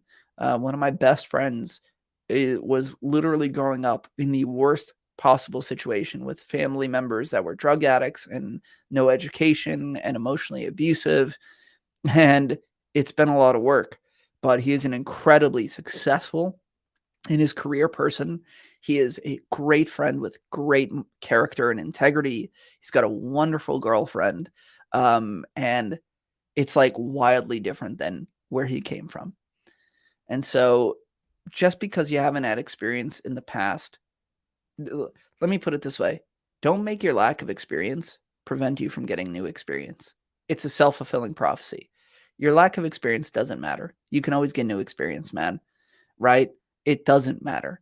Nobody's going to care once you start getting out there and dating more and pushing yourself. Nobody's going to say, wow, this guy used to have not experience. Oh, such a big deal. It doesn't matter. I promise you that. And if you are experiencing anybody on this stream right now, experiencing any trauma where they feel like they had a hard time in their childhood or growing up, one of the best books I've ever read is A Body Keeps the Score. It's called The Body Keeps the Score, and the author is Bessel van der Kolk. Probably hard to pronounce, so just write The Body Keeps the Score. And it is a wonderful look at trauma, how we process it, how we overcome it, by a great, great psychologist, and I would highly recommend it.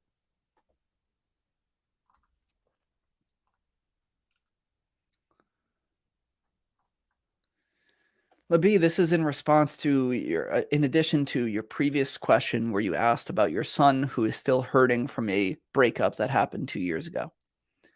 You said, she turned his best friend against him and lost him too, but perhaps he wasn't a good friend. Really, it's a shame, but I will try what you said and try to help him see his good person and that he deserves to be happy. Yeah, I mean, I don't know the situation of how your son interacted with his friend, but the whole definition of a friend is to accept somebody for their faults and all. That doesn't mean like if somebody's actually being a bad person and hurting others and really causing destruction in their wake, they have to remain friends. But if your son, made mistakes in his relationship or had insecurities or had struggles, a real friend sticks by that and says, I'm here for you, man. We all have our problems. It's okay. We all learn from them. As long as your son is trying to show his friends that he cares about them deep down and he doesn't want to hurt them, then the good friends should stick by them. And as hard as it is for him to probably accept, especially in his early 20s, this is how you see who your real friends are. Your fake friends, the fair weather friends, they leave the second things get tough or the second things get complicated. And it's easy to be a friend when things are easy. It's hard to be a friend when things get really, really challenging in life. Now, there could be one other scenario, which I don't know, but sometimes a friend has a crush on your girlfriend. And when things break up, that friend takes, or it could be the other way around. It could be a woman being friends with a guy, in a relationship. But he's spending time with that ex-girlfriend trying to support her and like empathize with her in the hopes that she will like him. And there's an ulterior motive there. I can't say that's the case here, but I've seen that more times than I am proud to admit. People leave others at the hopes of just getting a random girl to like them and ditch old friends for those reasons. And that's quite sad.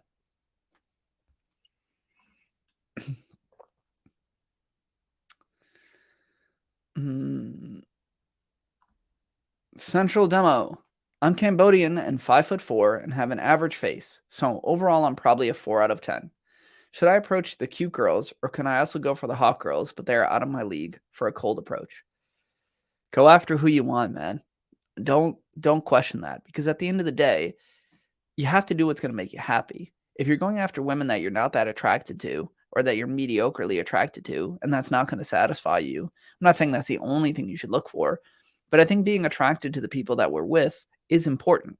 Like, just like you can't force yourself to eat food that you don't like, it's not going to be enjoyable, even if you know that it's healthy for you. You can't always feel fully satisfied in relationships if you're not that excited about the individual in front of you.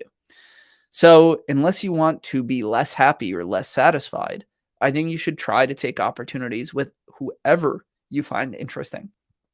And what I often tell guys is because we're men and we really judge women first and foremost by their appearance to us, we automatically assume that women are doing the same for us.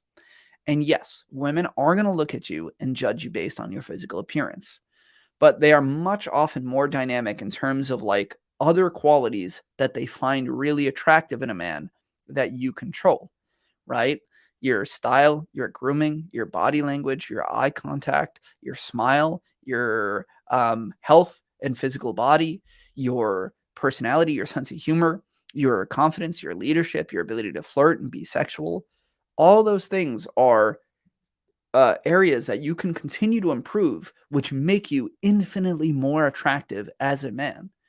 And I've seen so many guys over 15 years who are traditionally not attractive be absolutely great with women.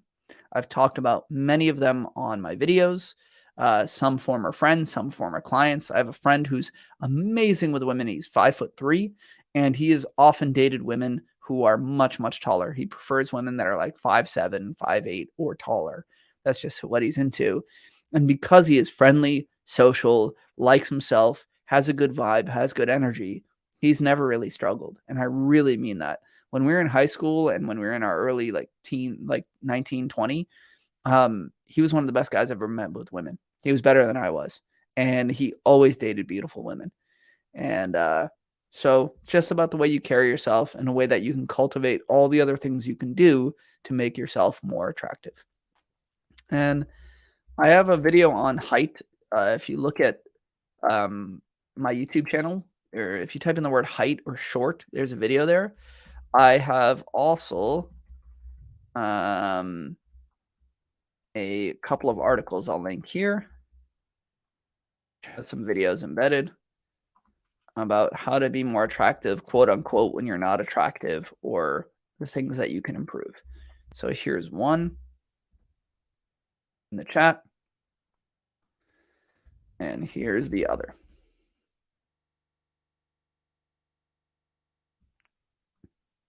Hope that helps, man. And I know there's only 6 people here right now, but if anyone hasn't given a thumbs up to this video, please, please do so. It means a lot to me, and it helps reach other people so that I can keep giving out advice. Thank you.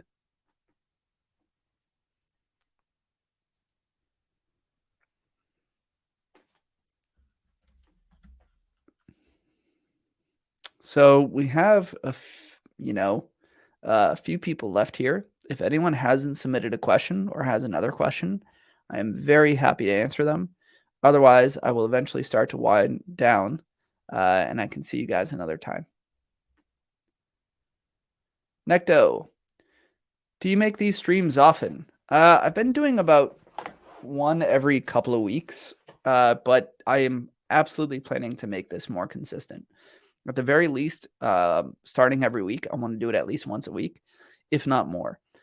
I personally love them so much, so I want to do them as much as possible. Mostly what I'm trying to figure out is how to reach even more and more people.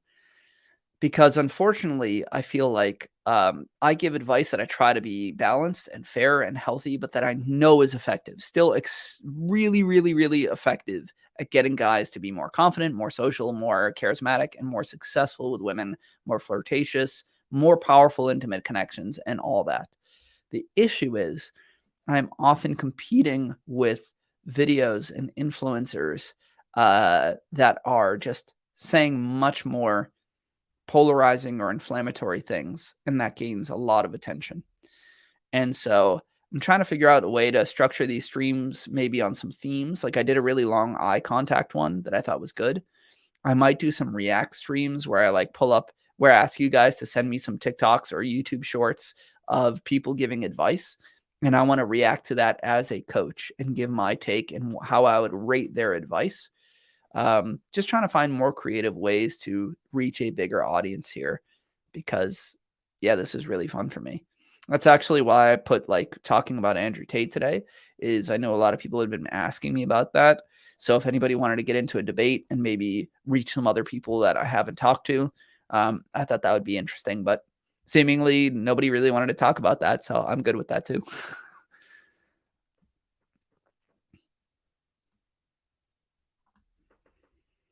Central, you're very welcome, man. I'm glad you felt that way. And Shul, I am working in a coding job. Where can I meet new women? Uh, I don't think your coding job has anything to do with it. You can meet women in every place that you could meet women in any city out there. So you can obviously do the nightlife thing with bars and clubs.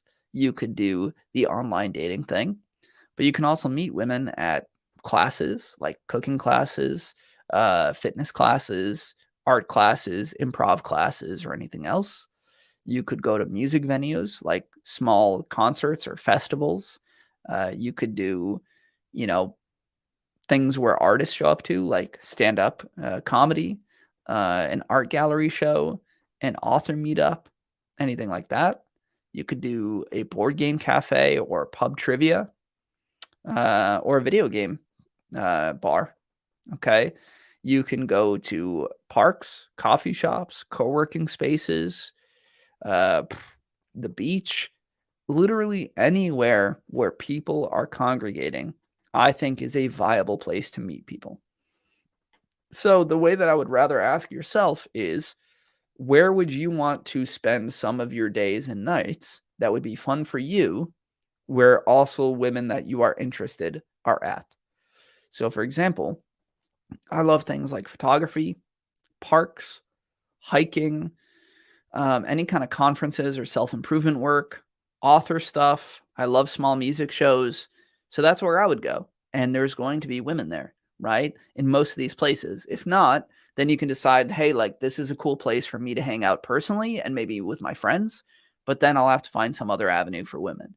So I think, like with coding, for example, if you really love dev work and you want to go to a dev meetup or a hackathon, you're probably not going to meet a lot of women there. That's just the reality of it. But that's okay. That's like one of your days and one of your things that you do for yourself or for your friends. And maybe you network and meet people there.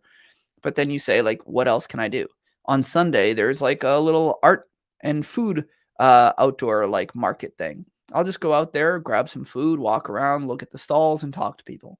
Okay. So really anywhere. And I have a video on this channel that's where to meet women. So if you look that up or look on the playlist of like meeting women, I go through a lot of different examples. Okay. And also, if you type my name in Google and say Nick Notas meet women, I'm sure you're going to come up with a bunch of articles that I have. Yeah, that's it. Hessam, what can I do to connect better to people, even with guys? I'm usually avoidant and don't let them really know me. My feelings get in the way most of the time. Well, I think the first way to develop good social skills is to focus on trying to be really present and really curious if you don't already do that now. So trying to like just slow down, breathe and pull yourself into the moment, focus on what people are saying, really, really actively listen. And if you're truly listening, asking questions that are appealing to you, that would make you want to get to know them, that would make you excited to talk about something. Because if I like slow down and I'm listening to somebody and I'm giving them really good attention, then they automatically say, wow, this person wants to get to know me. And that's what everyone is. Everyone feels. Everyone's inherently selfish, not in a bad way, but everyone wants to be heard and understood and appreciated, right? So if you show them, I'm here with you, I'm not on my phone, I'm not looking around, I'm not in my head about what do I say next. I'm just going to chill and like, hey, tell me what are you up to? What do you like to do on the weekends? Blah, blah, blah, blah. And you really care about getting to know that. That first and foremost will show people, wow, this guy's like here with me and giving me attention. And then if you're asking questions based on that, that are on subjects that you want to get to know or about something that inspires you from them, then they'll also feel like you're being sincere in actually trying to understand each other.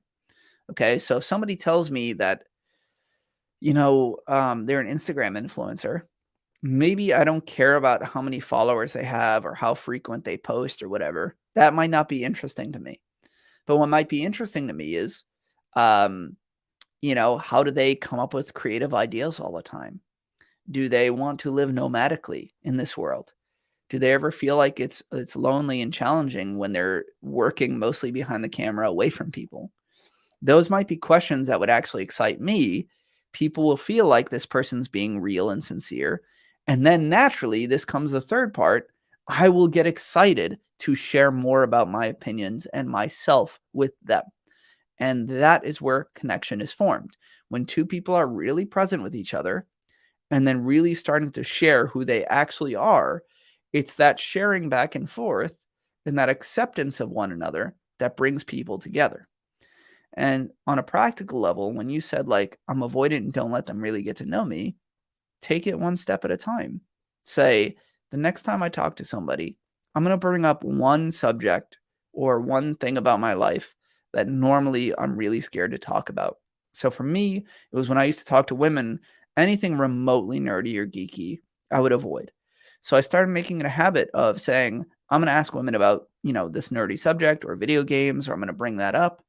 And I'm going to make that a goal to start bringing that into my next interactions.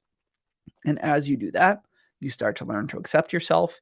You start to give a bit more and more yourself. And you realize there are going to be people who like that about me and people who don't. And I need to focus on those who do. You get comfortable with that. And then maybe you start to add a few more things and you start to open up more in other ways.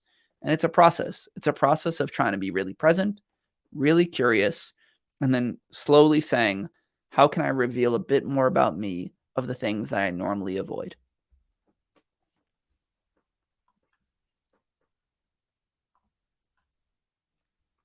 PL, how can I improve those areas that you mentioned women see men as attractive, aka humor, style, body language? The same thing that I just said to the previous guy. I would take one thing that you want to work on, and I would spend, let's say, half an hour reading some advice or watching some advice about that. So you say, okay, I want to learn some basic tips about better body language. You consume that advice, and then you say, I'm going to spend twice as long in my life now trying to practice those things, even in small steps. So if you read that you should stand tall and normally you hunch over because we all work on computers, and that you move really jittery and fast, then you say, okay, for the next few times I'm going out to talk to people, I'm going to put away my phone. I'm going to make sure that I keep my head at the horizon and I'm talking to people. And I'm going to take my time to move when I'm talking. And I'm going to practice that. And like I said, I live by that 2-to-1 rule, which is for every hour that you put in reading or learning about something, put in 2 hours actually trying out the ideas in the real world. That is how you grow in any area. And you narrow your focus because most of us can't do everything at once. You can't be like, I'm going to change my style, my body language, my social skills, my flirting all today. I'm going to do that and try to do this with a woman. You're going to fail. You need to say, let me get this area down. Let me make sure my body language is good. Let me make that a bit of a habit. And once it feels more natural, then you start stacking on other things on top of that. Okay. Most guys try to do too much too soon. And you need to say, or they read too much.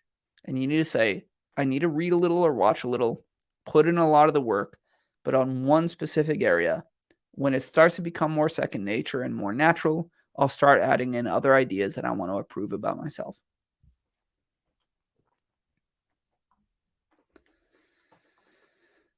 Men definitely worry about height more than women. That is absolutely true, with some validity, right? I think men are judged more for their height than women by far. It doesn't mean it'll have to affect you in this world or you can't have success or whatever. But, the irony is, and this is a controversial statement, a lot of women do worry about their height and they're like, oh my God, I'm so short, or I'm so tall. And the truth is, like, I don't think guys almost ever worry about a woman's height. And, most other women I know don't care either. Like, maybe some guys have slight preferences for shorter or taller women, but honestly, they'll still date a woman they find attractive of almost any height. And like, guys just don't think about it. Women think about it a lot with men, right? They're like, oh, do I want to date this guy? He's a bit shorter. I'm reading his profile online, and he's only 5'8", and it's much more top of mind. So guys definitely worry about it more. But at the end of the day, you can't change your height. So you got to do with what you can with what you have and make the most of yourself in other ways. I am 5'8". I will always be 5'8". I have naturally a smaller build. I am not like a stocky, broad dude at 5'8". I am naturally very slim, and not much I can do about that. I can build up muscle, which I do. I can work out, which I do. I can improve my body language, my fashion, my style, my personality, which I do. Then other than that, you just accept your height is what it is. Of course, you can get the limb lengthening procedure where you break your legs multiple times and they add inches to you, but it is exceptionally grueling, exceptionally painful. You basically can't run anymore. You might have some damage of walking, and I just would never recommend any dude do that. So there is nothing really else to say there. Anshul, you're very welcome, man. I love your questions. Thank you.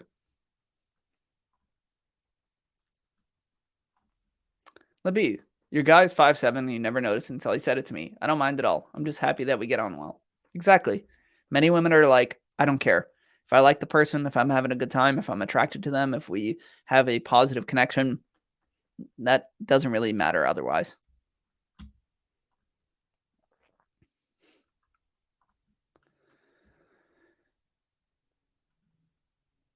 Anshul, let me restart that.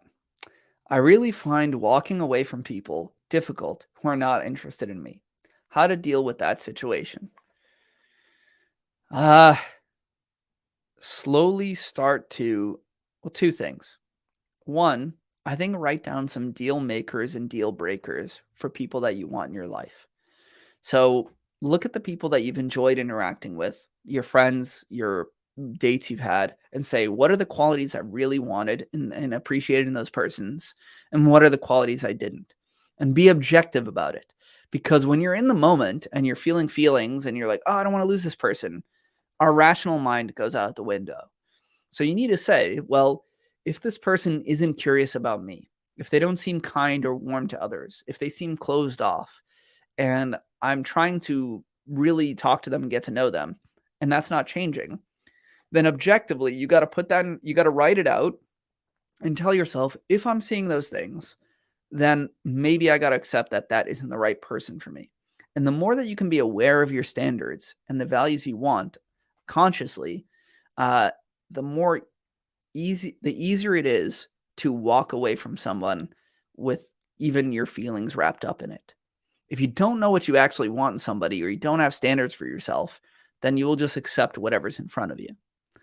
I think other than that, it is the commitment to what I talk about, speaking your truth and being in integrity, is saying the only people that I want to accept me are those who accept the real me, or those who I want to connect with are those who can accept the real me. And finding ways to say, these are things I'm afraid that people might not like or might, not want from me. Let me bring them up. Let me bring out my hobbies, my passions, my opinions. Maybe let me disagree with them when there's a moment where I don't agree. And pick one thing at a time. For example, if you never disagree with anybody because you're afraid that it might cause conflict, just tell yourself, okay, in the next week or two, if I'm talking to someone or talking to a woman and they express something that I don't fully agree with in my life, I'm going to commit to sharing that with them. Not in a confrontational way, not in a way to put them down, but just saying like, hey, I know that you don't appreciate this kind of art or whatever, but I actually really love it. And here's why. And do those little steps every time. And the more that you put yourself on the line in a way to be judged, okay, the more that you are unconsciously accepting yourself and getting used to losing the wrong connections.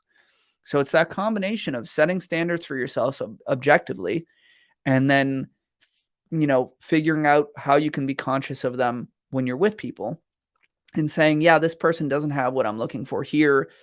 Even though I find them attractive, it's not going to work. And then slowly saying, how can I reveal myself to people in a way that can be judged so that I can get used to only focusing on those who appreciate the real me? And I've said this before, but there's a quote a therapist friend of mine once told me that always stuck with me, which is, if you're never saying anything that makes your hand shake, then you're never really saying anything at all. And what that means is you should be saying things that make you afraid that people will see something about you that they may or may not like, because you got to get used to that. I got to tell somebody an opinion and look them in the eyes, and either they accept me and love me and I'm like, awesome, this is good, this is great, or not. And I've got to sit with that and say, it's okay. I still like me. This is who I am. If it's not right, it's not right.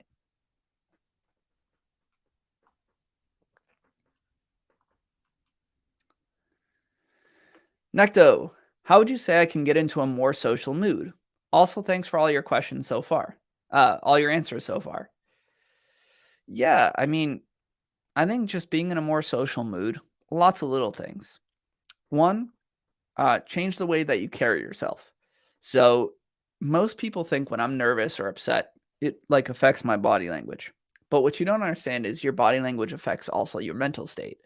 So if you're going out and trying to be social and you're like sitting in your room pacing with your head down, and you're like, oh my God, I have to go out tonight.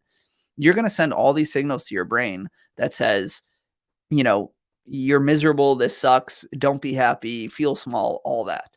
So just changing the way that you carry yourself, even before you go out, keeping your body up, open, breathing, trying to relax your heart rate and all that starts to send signals to calm yourself and get into a more relaxed headspace, which naturally makes you more social. I think another idea is to give yourself permission to chip away at it. So the first times you're going to be social, it feels overwhelming. There's noise, there's people, there's all these new conversations, and it can feel draining. So it's okay to say, I'm only going to do so much today. Maybe I'm only going to show up to this social event and not even talk to anybody. And maybe only stay for one drink and then leave. Great. And be okay with that and feel good about that and get used to that. Because then next time, maybe you stay a little bit longer. And maybe you say hi casually to a few people, but you don't start a conversation. Awesome. Now you're getting that feedback loop. You're getting that feedback loop of, you can do this, it's possible, and you're growing. And then you keep working towards that. I was the same way. I sat behind a computer most of my life. And then the second I started slowly going out, it felt really nerve-wracking. I was like, I'm not that kind of social guy. I'm not like my friend, some of the people I knew and a couple of friends that like could go out and party. But you slowly start to put yourself out there and you realize, okay, it's getting easier. It's possible. I can do this. Let's try a little bit more. And then last but not least, it really comes from a mindset shift of, my goal is to just try to get to know people and for them to get to know me. And whatever happens from that, the outcome, if they want to keep talking, if they get my number, if we want to see each other again, does not matter at this point. What matters is, can I actually get to know people? Can I be curious about them? Can I go out and make a couple of people happy? Tell them something I appreciate about them.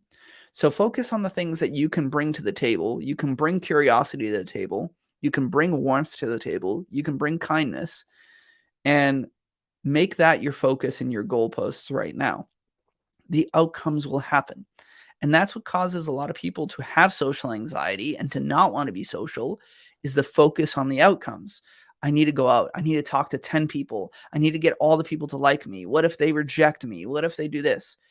And you'll never be able to answer those questions. You can't predict the future. So it causes that anxiety. And when we're anxious or not feeling good about something, we don't want to do it. It makes us miserable. Okay. So you have to just say, what's one thing I can do today? Can I be curious about somebody? Can I make a couple of people happy and tell them something I appreciate about them? Or can I just share my trip coming up to a few strangers that I'm excited about? And trust that when you do that, eventually you will have good outcomes. Being present, being curious, sharing yourself, and just connecting with people will make you a better conversationalist and more social. So focus on fixing your body language, relaxing yourself, and feeding in the right signals before you go out to feel good. If you want to put on some music or put on something that makes you happy and puts you in a good headspace, awesome. Next would be accepting that you can slowly learn to be social. You can go out for only a little bit of time. You don't even have to talk to people the first few times. You can only say hi to a few people and then not worry about holding a long conversation. And those experiences and that exposure will build upon itself to make you more social. And then last but not least is focusing on how can I connect with others rather than how can I worry about an outcome? How can I get to know them? How can I make their day? How can I share something about, this how I feel about this show that we just watched? And trust that good outcomes will happen when I am good at connecting with others.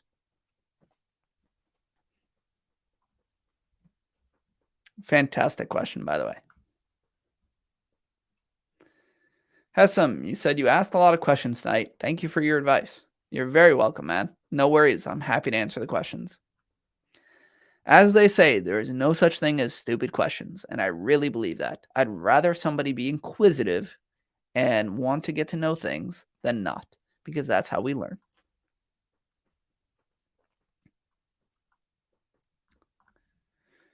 Jeremy, thank you for the advice, Nick. It was so helpful. I know that there is one woman that is perfect for me. That's great, man. I don't know if you mean if there's a woman that you already know or a woman out there, but either way, I agree. There's going to be an awesome person out there for you. Just keep an open mind, keep working on yourself, and inevitably you're going to meet some connections that are really meaningful.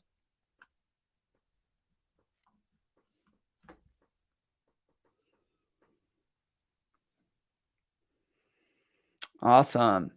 We don't have any new questions. I know a few people just joined, so if you guys want to throw a question in the chat, please do so. For those who are getting answers and liked my answers, if you could give a thumbs up to the video, thank you, thank you, thank you. As you know, that's how YouTube works. It just helps more people find this live stream.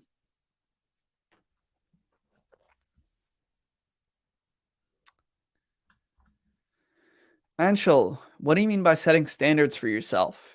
I mean things that you truly want in somebody in your life, qualities, or for who that person is, and how you want to be treated.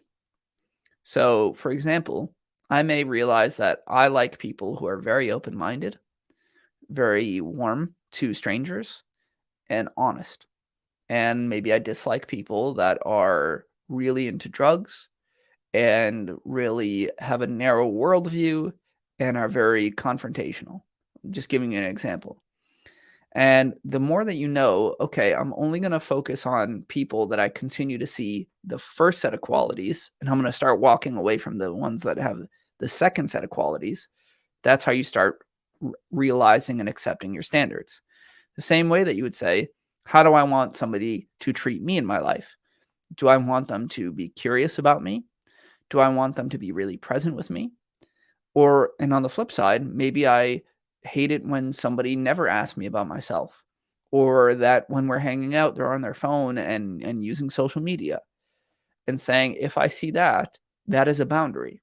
So either I'm going to express that and say, hey, listen, when I'm hanging out with somebody, it's totally fine if you want to use your phone. But personally, I really like it when I'm present with somebody, so we actually get to know each other. And then you say, cool. Do they accept that and want to meet me halfway, and they put away their phone and they're like, hey, no worries, sorry about that? Or did they continue to just not care? And you got to say, like, how do I want to be treated in my life? And if people are treating you the way that you want, keep investing in those connections. And if not, having the courage to say, this is not what I'm looking for. Even if I find this person attractive, even if we can have moments of fun, if overall the bigger picture things are, I'm not getting treated in a way that makes me feel good. I'm overall feeling negative around this person, insecure, put down, or anything like that, then I need to start investing in myself and focusing on those who can interact with me in a way that I want.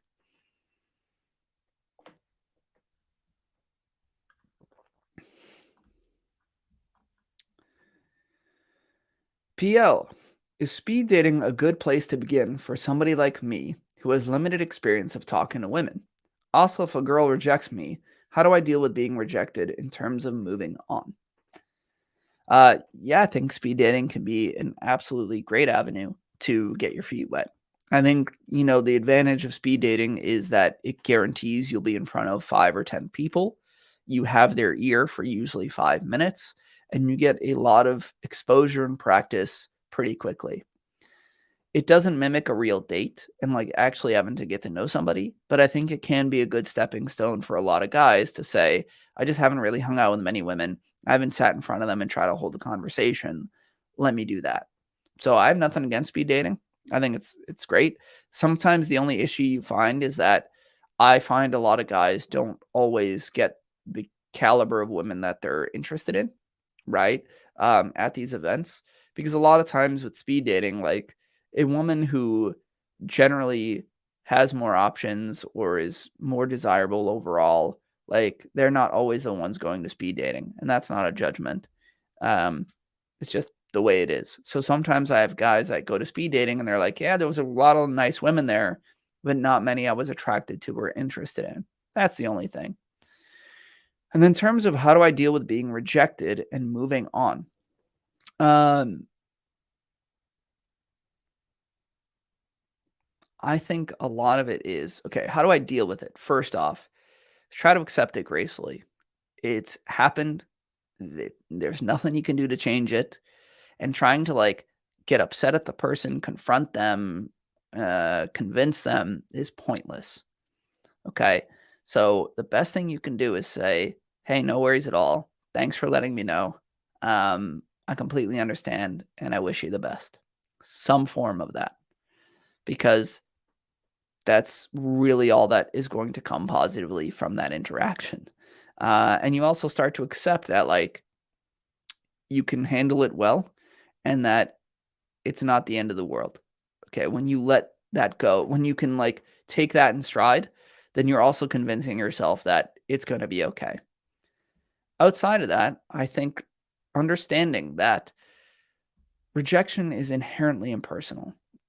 These people don't usually know you. They don't know the deeper you, your values, who you are, what you want, and all those things. They're rejecting a very, very small side of what they saw in those moments, but they're not rejecting you as an individual. Uh, Most people that reject you never really know the real you. More than that, just because somebody rejects you doesn't mean that you are less valuable than them or less valuable overall in the dating market. People just have preferences and they have differences. Okay. We all have lots of preferences and what we're looking for, and they're not inherently better or worse. And sometimes if you're rejected for something that is unhealthy, that's a good thing. So maybe, like, I don't know, sometimes people have real self-esteem issues and they chase those who treat them poorly, and they don't know how to receive affection or compassion from those who treat them well. So you could be doing everything right. You could be a genuinely good person to them, not like a nice guy who's like pathetic, okay, but a good, sincere person. And they say, that's not what I'm attracted to. I've had a lot of trauma. I've had a lot of problems. I don't know how to deal with that. I'm more attracted to inherently the people that are aloof and distant and dramatic. And so, are you worried that somebody rejected you for a quality that you don't want to have? No, like you don't want to be that person. So, I think rejection is inherently impersonal. They don't know the real you. Second, it's not about being better or worse than anybody. It's just being different, man.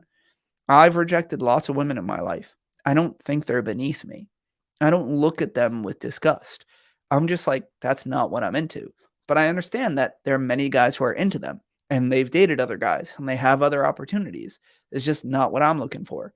And I make this analogy all the time. If a woman's into 6'4" dudes with tattoos, I'm not that. But there are other women who like a guy who's my looks or my height or whatever, or like more slim and like Euro cut, and they're going to find me very attractive.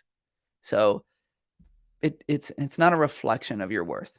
And then last but not least, I think picking yourself back up and getting out there and seeing out many other connections are around you and how many other people you could connect with and who would like you back. If you just take a rejection and you sit with it and you let it define you and you never get back out there, then you're going to prove yourself right. You're going to say, yep, that person rejected me. I have no other options. This sucks. I'm unattractive to everybody. And that's the way it is. And that's not true. It's just about what you did after that rejection. You know, everybody knows this cliche when it comes to business, right? We have these stories of the most successful people, like, you know, writers and authors and movie stars and all that, who failed, who slept in their cars, who had their rejected from 30 jobs, who failed 4 businesses. Do we go, they're a failure when they succeed or do well or have other connections? No, we look at them as they are. And sometimes we say those experiences led them to be a stronger, more interesting person. It's the same thing, right? I've been rejected by many women in my life, but I've also had many women be interested in me. And the guys who are generally getting rejected the most also see the most success. If you're avoiding rejections, then it means you're not taking a lot of shots, right? Because I've never met a guy ever. You can meet a guy, any guy who's amazing with women, and they've been rejected a lot, period, because they take opportunities. It's not like every single woman they've ever talked to has been into them. It doesn't matter how hot you are. I know so many guys who are so hot, so attractive, so cool, and many women don't want them. Okay? So you have to be willing to get rejected and take more shots so that you get more opportunities. So when a guy says like, I've never been rejected or I barely get rejected, usually what that says to me is like, then you're not putting yourself out there enough. And I think that rejection is part of life. It's part of what helps you grow. It doesn't mean much. And it actually means that you are trying to get more out of life if you are taking those shots.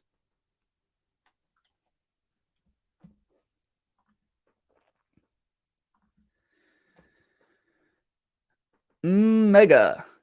Would you say that the girl or you are the prize? Neither.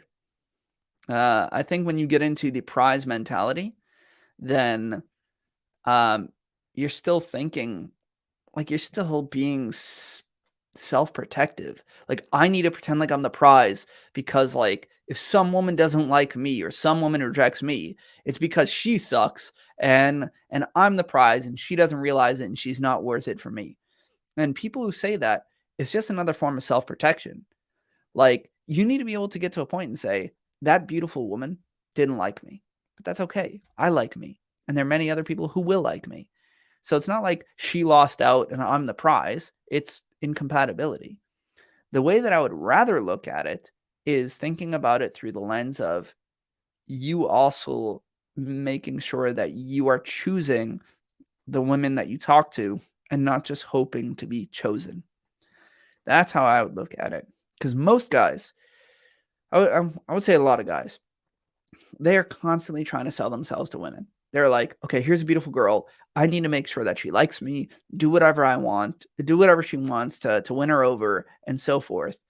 And it goes back to what I said earlier, which is that just means you don't have standards for yourself, right? Like, just because she's beautiful, like, you don't care if she treats you well. You don't care if she has values that you like. You don't care if she's like actually interested in getting to know you.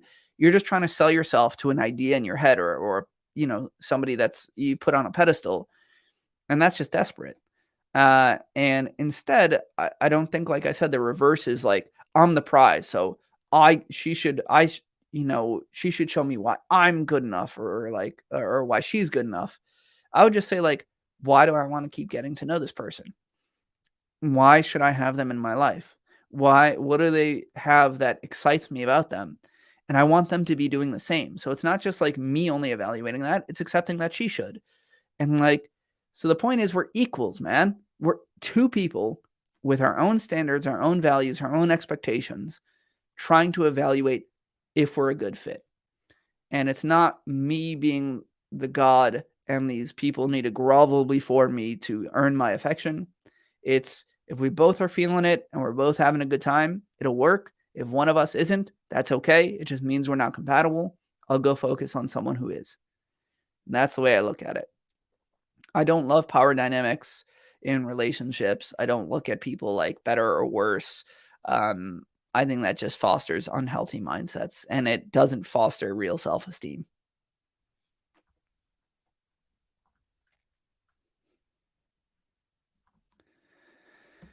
Anshul, your thoughts are really mature. I never thought like that. Really love your advice.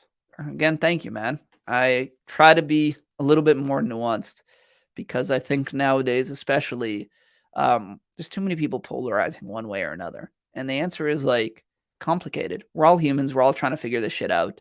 We're all trying to just understand how to be happy and live and have the connections we want.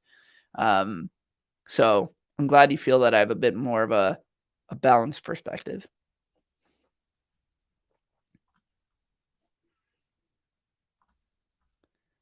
Danielle, hey Nick, if you want to keep things casual with a woman you have been seeing for a couple of months, would you bring it up first or wait for her to bring it up? Personally, I would bring it up first. If it's been a couple of months and you've been intimate with somebody, like, and she's not bringing it up, I would want to because I at least want to be on the same page with somebody. Um, because if you guys are on the same page, then it's only going to make the connection stronger. If she's like, totally, I'm great with that too. I'm only looking for a casual situation, then you actually build more trust and more connection. I just came from my barber earlier, and that's literally what he told me. He's like, hey man, I finally been off the apps. I started dating a woman, but I told her pretty early on after we started hanging out a couple of times and hooking up that I wasn't looking for anything serious. And she was totally cool with that. And now we're officially on board. And it's been awesome. And nobody's wondering what's going on. Nobody's secretly getting hurt. Nobody's like resenting one another because everybody's chill about it. And that's what matters is like, if you guys want the same things, it's going to only make things better.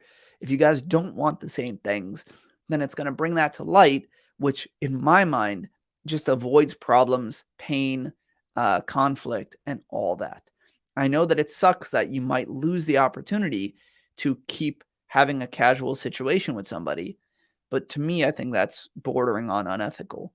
If you are, I want a woman to say, I'm down with this. Because otherwise, you're just saying the only thing that matters to me is making sure that I get my rocks off and I get to have, sex with this person or hook up with this person, even if they don't want the same thing. And I just think that if you actually care about the other person as an individual, then you wouldn't want to do that to them.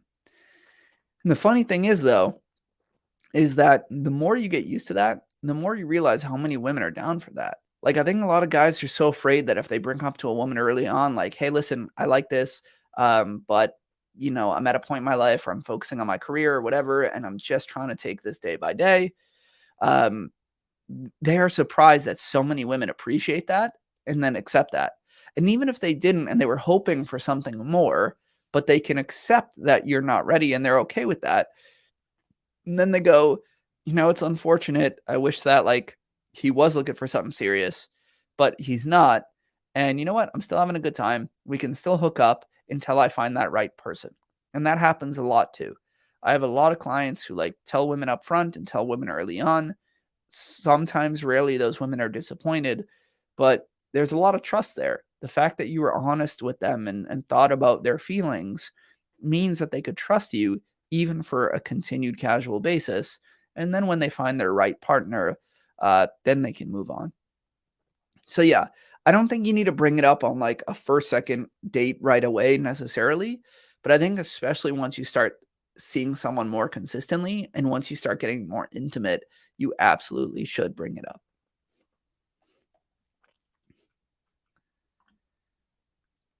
You're welcome, Danielle. I'm glad you felt I made it clear, man. I think the answer, as cliche as it is, man, communication is good. This is what's really struggling with, I think, a lot of young people today is knowing how to communicate and not being avoidant. And being more communicative makes you stronger.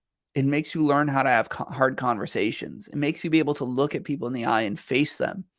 And so I think the more that we avoid tough conversations, we think that it's going to be easier, but it just makes it harder in the long run. The more you get used to being real with people and speaking your mind with them, the easier it gets. And hard conversations build confidence and they build connections. So, and actually I think it's this video coming out today is that like, oh no, I have a short that I made that it's like life is gonna be filled with hard conversations. So you might as well get used to it now. You know, the more that you can get ahead of being able to sit with somebody and in this tension and be able to speak truthfully and honestly and work through that, the more equipped you're gonna get for the rest of your life. Because life doesn't get less complicated. It usually gets more complicated. The more you get older, the more bills you have, the more responsibility you have, kids, a relationship, a marriage, all those things. Um, you're going to need to learn how to navigate those tough waters.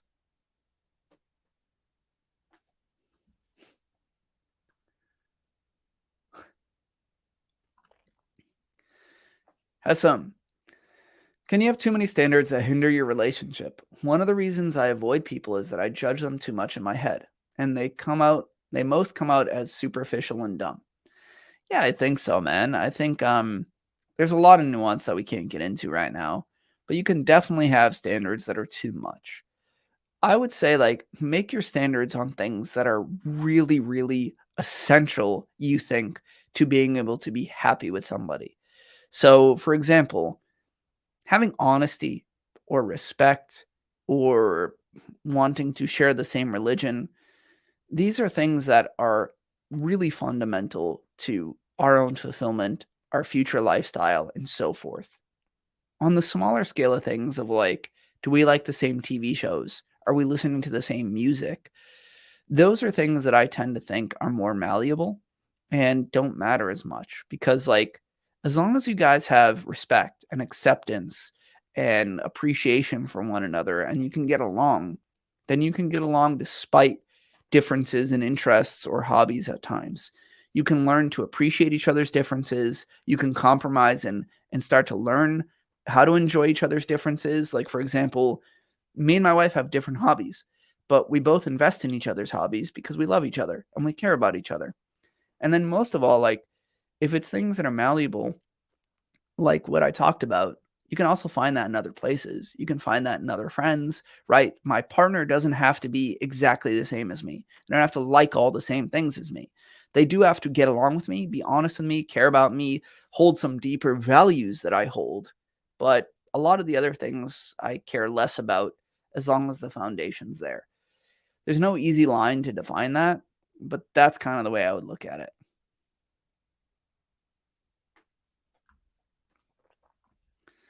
Tim, are you a transformer because you're looking Optimus fine? My pickup line finally worked. Thanks for inspiring me, Nick. You're very welcome. I don't think I've ever said a line like that publicly, like advised, but I'm glad it worked, man. And if it's funny to you and you're just having fun with it, no harm, no foul, man. I'm glad that it worked.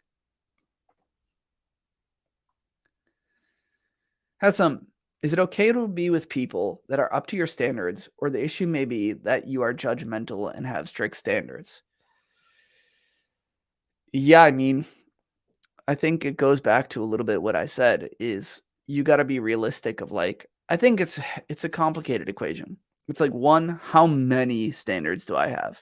You know, if you have a list that's 50 things long, then yeah, it's probably too much, man. You're never going to find somebody that ticks every single box you've ever want. So you have to say what are the most important things? That would be the first thing I would say. Second, if you have standards, then a good way to evaluate if they're being realistic is are you living up to those standards yourself? Because a lot of people unfairly judge others when they're not even doing the things that they want from others. So if you're not able to do the things you're asking for, then I don't think you should really be enforcing those standards. Um, and then, yeah, you just have to say, like, what are the things I'm willing to, like, if I don't have this value, is it going to make me actually miserable for the rest of my life? And that's only a question you can ask yourself. So, for example, I'm a very active outdoor person, and I need that in my life. If I was with a partner who did not want to travel or hike or go outside or play sports, I think I would be miserable. I think it would be very hard to be happy. It's an important thing that I do a lot. It's what I think about a lot, and it's how I want to live my life. That is a reasonable standard. If it is something like they don't love metal music, and even though metal's really important to me, I have to sit with myself and say, am I going to be miserable if we just can't always listen to that kind of music together? And the honest answer, if you're being real with yourself, is probably not. And can I get that elsewhere? Can I get that fulfillment elsewhere? So you just have to do a bit of self reflection. I would say if your list is massively long, then it's probably somewhere unrealistic. If you are not enacting the standards you expect from others, you're probably being unrealistic. And then you just have to weigh, like, how ever present in my life and my future do I need this to be? And how important is it for my day to day happiness? And if it's something like, well, I want to be able to watch this TV show and have somebody who always wants to watch like 10 seasons of this show, like you have to say, like, is that the end all be all if I don't have that? Um, and yeah, be realistic about that.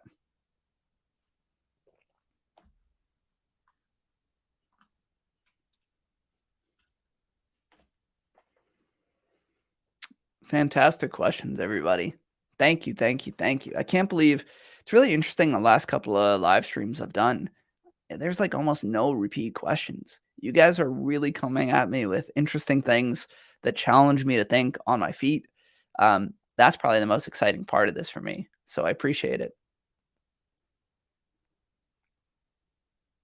I know that we are starting to wind down, so I will leave a final moment for oh, well, there's more questions. Let's roll with it. Danielle, any plans for more retreats? Yeah, I mean, I still love in-person work. It's probably my favorite way to work with people. Work period.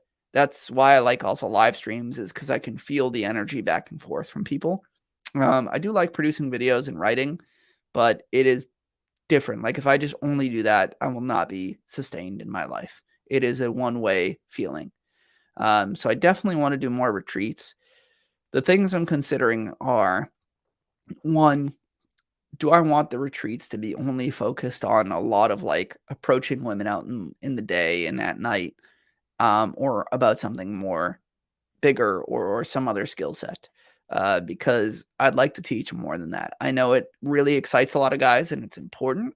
Um, but I'm 35 years old, and there comes a point where I'm like, I want to do something else. I have so much more to give these guys and so many other bigger picture ideas about being a confident, successful, happy person. So I'm trying to figure out where's that intersection of what else I can teach that people will actually want and will invest in. Outside of that, I'm trying to think of different structures of things. I just saw Mark Manson made a really cool video about he's been working with people in person in different avenues. Like he has a trailer of like him helping people overcome their fears, like climbing trees and all this stuff. And while I don't think about that, I see a lot of stuff over the years of like Marie Kondo cleaning your house and like uh Queer Eye, where people like revamp someone's entire lifestyle and wardrobe and fashion. And I'm like, cool. There's so many other ways to also work with people one on one or in different environments or different situations. So mostly it's like, what else do I want to teach in a way that people will get to pay for, but also in what other environment or activity or whatever that seems interesting.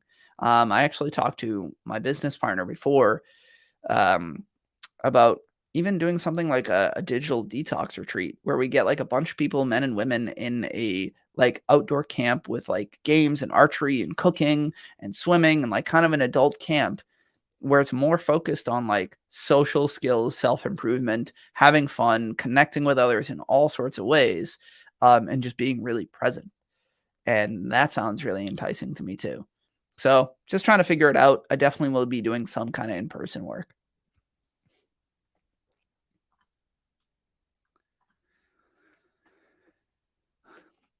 Jeremy, what's your opinion on blind dates? Like if one of my buddies' girlfriends sets me up. Um, well, I think they can be great, man. You just have to accept two things. One, if you show up to that date and that person is not attractive to you, are you going to be disappointed?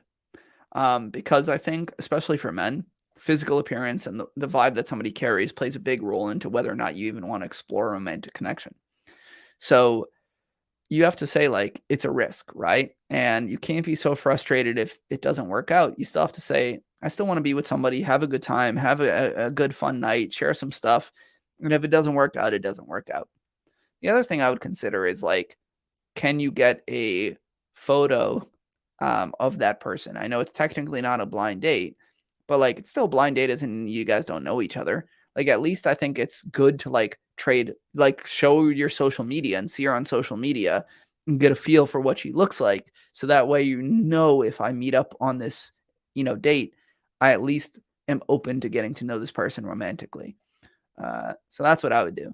And yeah, I think a blind date can be great in that sense because when we have somebody refer us a connection, it's one of the strongest ways to immediately have a foundation. Like if your buddy's girlfriend knows both of you and she says to that woman, "Oh my god, there's this great guy. I know him. I think you'll love him. He's a good fit, blah blah blah blah." And she says the same thing to you. Both of you, because you have that social connection, are going to give it a shot more likely. You're going to say, I trust this. I'm excited about it. We're all connected in some way. So I think it can give you a nice little leg up in a way that like just randomly meeting somebody wouldn't. So yeah, nothing wrong with a blind date, man. As long as you can be okay with a woman not being the way that you are attracted to, or at least doing some groundwork to make sure that the person you're meeting up with is somebody you could be attracted to.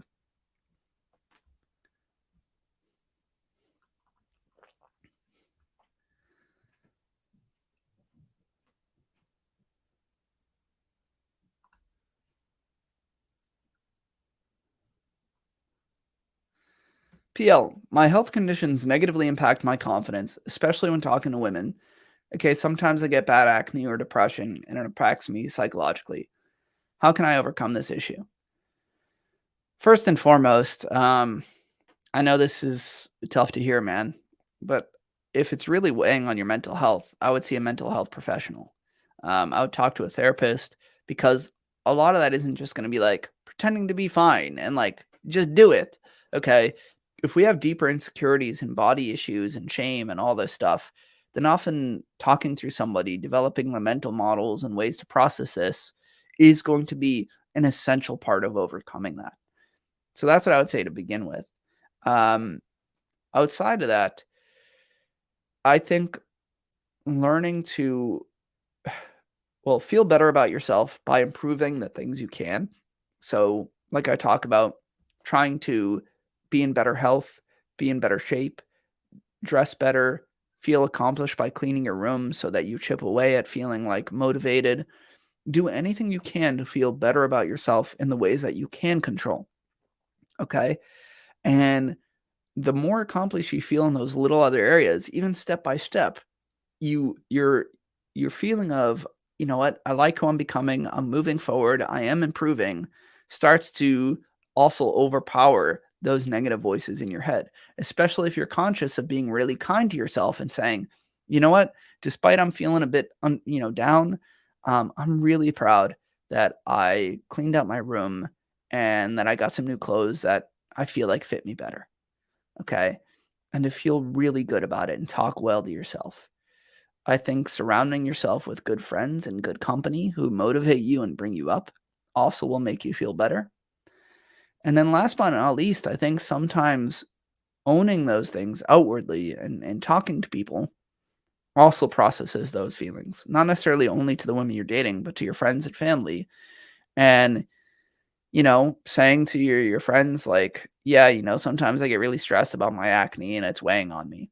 And accepting that and sharing that. Or on a date and being like, yeah, I've wrestled with depression on and off for my life, but I'm working on it. I'm looking ahead, and I'm excited about my next steps. You're you're not letting the fear or insecurities control you. You're gaining control over them. The only way we start to accept ourselves is to accept ourselves internally with our own voice and telling ourselves we're doing well, we're trying our best, all that, and then outward to the world. And so get some mental health work from a professional if you need it. Chip away at the things that make you feel better about yourself and make you feel accomplished. While you're doing those things, talk kindly to yourself. Surround yourself with people that make you feel good, and start to talk about your feelings and your insecurities and how you're overcoming them or looking ahead, and wear them outwardly if you need to, rather than be ashamed and feel like you always need to hide who you are. Everyone's got issues, man. When I used to talk about sadness or depression or loneliness or anxiety, even with women, I'm not saying just like put your head down and say, I'm so depressed and everything sucks. You still want to say that you still want to try to look ahead and talk about the positive things in your life or that you're working on it. But sharing who you are, man, you'll be amazed at how many people say, oh my God, I've wrestled with that too. Or yeah, I'm on antidepressants or whatever. And it'll actually bring you closer to people. People aren't expecting you to be perfect. They just don't want that to completely define you. So if you walk to somebody and you say, my life sucks, everything sucks, I have no future, I hate myself, and all this, they have no other way to feel about you. But if you say, I've dealt with some depression in my past, but I'm working on it, I'm really proud of what I'm doing here, I'm starting to see a mental health counselor, and I feel excited for myself to work on this career path that I've been doing, then it just becomes an accepted part of you, and sometimes even a strength and character and value that people can relate to.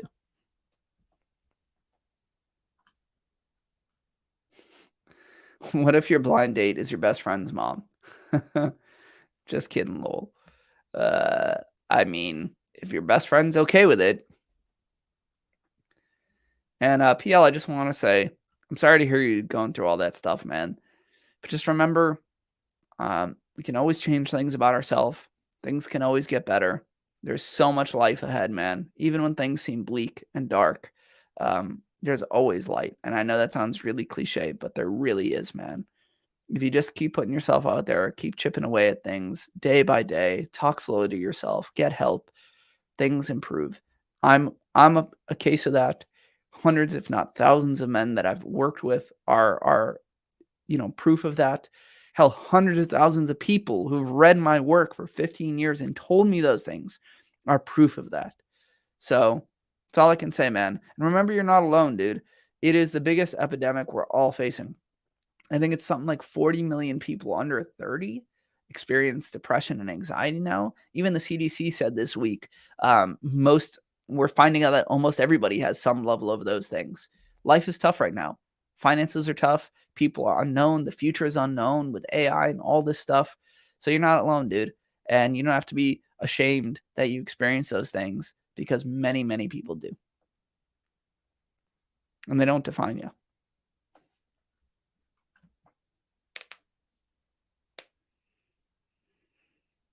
All right. I think I'm going to start to wind down. Questions are trickling down, and my nose is getting stuffy and runny. But this was wonderful as always. I appreciate those who've stayed the whole time. Lebi, you are amazing. I hope I'm pronouncing that right. Lebi. If you ever correct me, please do. But I appreciate your support, everyone, and I appreciate the wonderful, insightful questions you ask. And I hope you guys just keep in touch. Watch out for my next live stream. Like I said, I'm going to be doing these a lot more consistently. So I'd love to see you guys, and I like getting to know you more personally, and especially the people that come back. It's always nice to start making a new relationship. So hope you guys have a wonderful rest of your day. Love from the States, man. Right back at you. All right.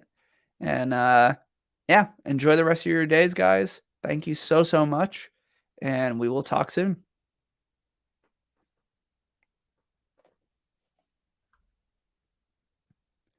You're very welcome. You're very welcome, Hessam. Danielle, my pleasure.